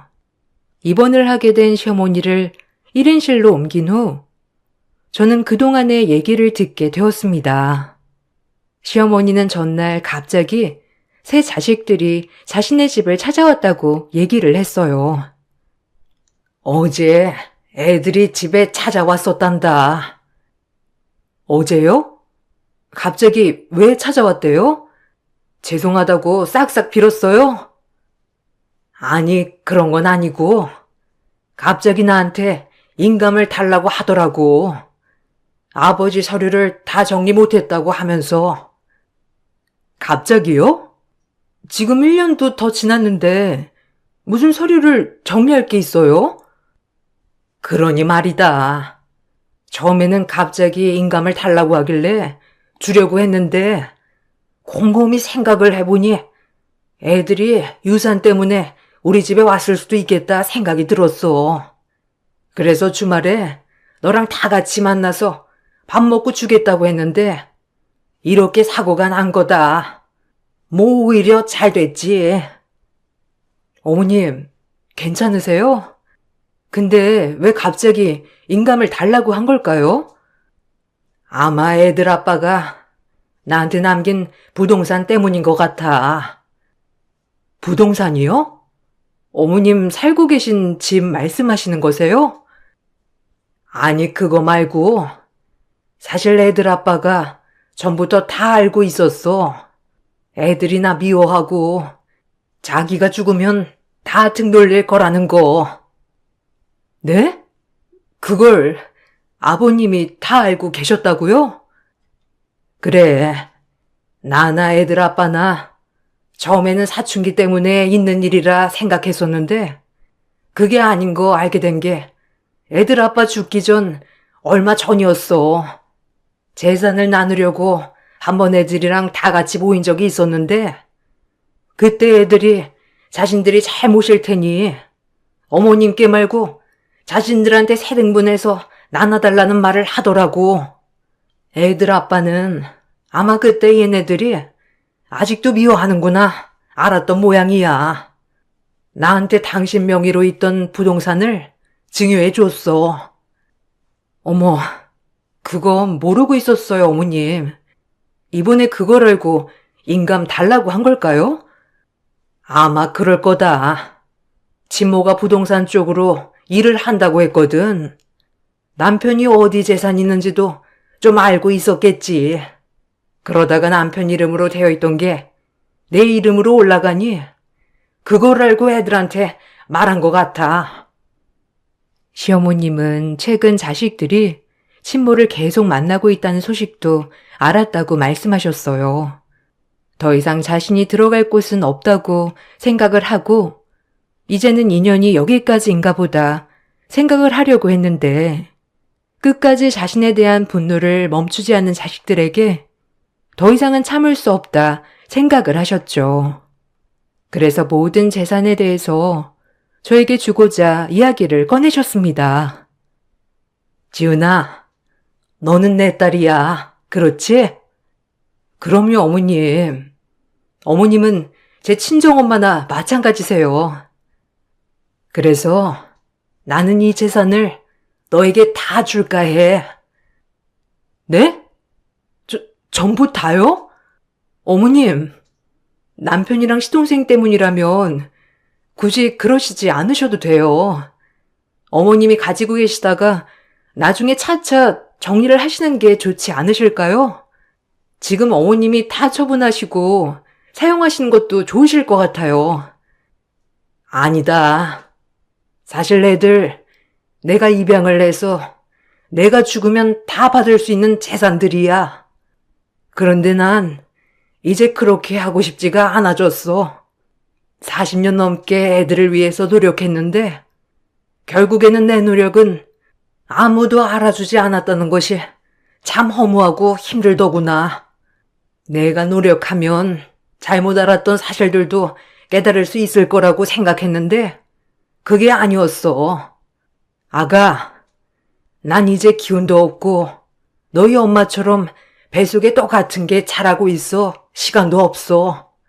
그러니 이건 네가 받아주었으면 좋겠다. 어머님은 계속되는 스트레스에 암이 생기셨고 진행도 많이 된 상태라고 하셨어요. 시간이 얼마 없었기 때문에 그대로 병원으로 돌아가시게 되면 모든 재산이 자식들에게 돌아갈까 싶어 저에게 다 증여를 해주기로 결심하셨죠. 어머님은 정말 자식들이 이제는 돈에 미친 새엄마로 알겠다며 우스갯소리로 걱정하셨지만 저는 이렇게라도 시어머님이 자신의 마음을 표현하지 않으신다면 평생 남편과 시동생들은 시어머니의 마음을 모를 거라 생각이 들었습니다. 그렇게 얼마 후 저는 시어머니께 증여를 받게 되었어요. 그 사실을 알고 난 남편은 저에게 분노를 쏟아 부었죠. 야, 네가 뭔데 우리 아버지 재산을 받아? 아버지 재산이라니. 이건 어머님 재산이야. 어머님도 정당하게 가정을 돌보고 같이 쌓은 재산이라고. 그걸 아시니까 아버님이 당신들 빼고 어머님한테만 증여하셨던 거지. 뭐? 네가 뭘 안다고 그래? 너 그 여자 만나더니 닮아가냐? 그래, 닮아간다. 어머님 닮으면 더 좋지. 당신은 친모 만나더니 닮아가는 거야? 뭐라고? 지금 제정신으로 하는 말이야? 아니, 당신한테 쏟아부을 말 내가 더 많아. 당신 잘난 친모, 당신 학교 갈 때 도시락 한 번 싸준 적 없고 셔츠 한 번 다려준 적도 없어. 거기다가 그 어린 돌쟁이 막내 놔두고 외간 남자 만나 집 나갔고 기저귀 갈고 집안일하고 계모라고 온갖 멸시 받으면서도 당신들 정성으로 키웠어. 한평생을 자식과 남편한테 목매어 살았던 분이신데 이따위로 대접을 해? 핏줄이 그렇게 중요하니? 그깟 핏줄이 뭐 대단한 거라고 평생을 희생한 사람을 이렇게 홀대할 수가 있는데 당신이야말로 제정신인 거야? 네가 뭘 안다고 그래? 그 소중한 핏줄 끝까지 한번 지켜봐. 얼만큼 당신을 애지중지하는지 아마 한 달도 안 돼서 그 실체 알게 될 거야. 그리고 당신이랑 나랑도 이제는 끝이야. 핏줄이라는 게 뭔지 저는 전혀 이해가 되지 않았지만 남편과 시동생들은 친모를 외면하지 못했고 그 뒤로도 아무런 재산도 없이 빚만 쌓은 친모의 뒤치다꺼리를 하면서 산다는 소식을 듣게 되었습니다. 시어머니는 1년여의 투병 끝에 엄마에게로 가셨어요. 시어머님이 증여해 주신 재산은 사실 어떻게 해야 할까 지금도 고민이 많지만 시어머니의 희생만큼 저도 섣불리 쓰지 않으려고요. 사랑하는 나의 가족이었던 시어머니가 엄마의 곁에서 편안히 쉬셨으면 좋겠네요. 여러분들도 나를 위해 희생하는 사람들을 더욱 사랑해 주시길 바랄게요. 감사합니다.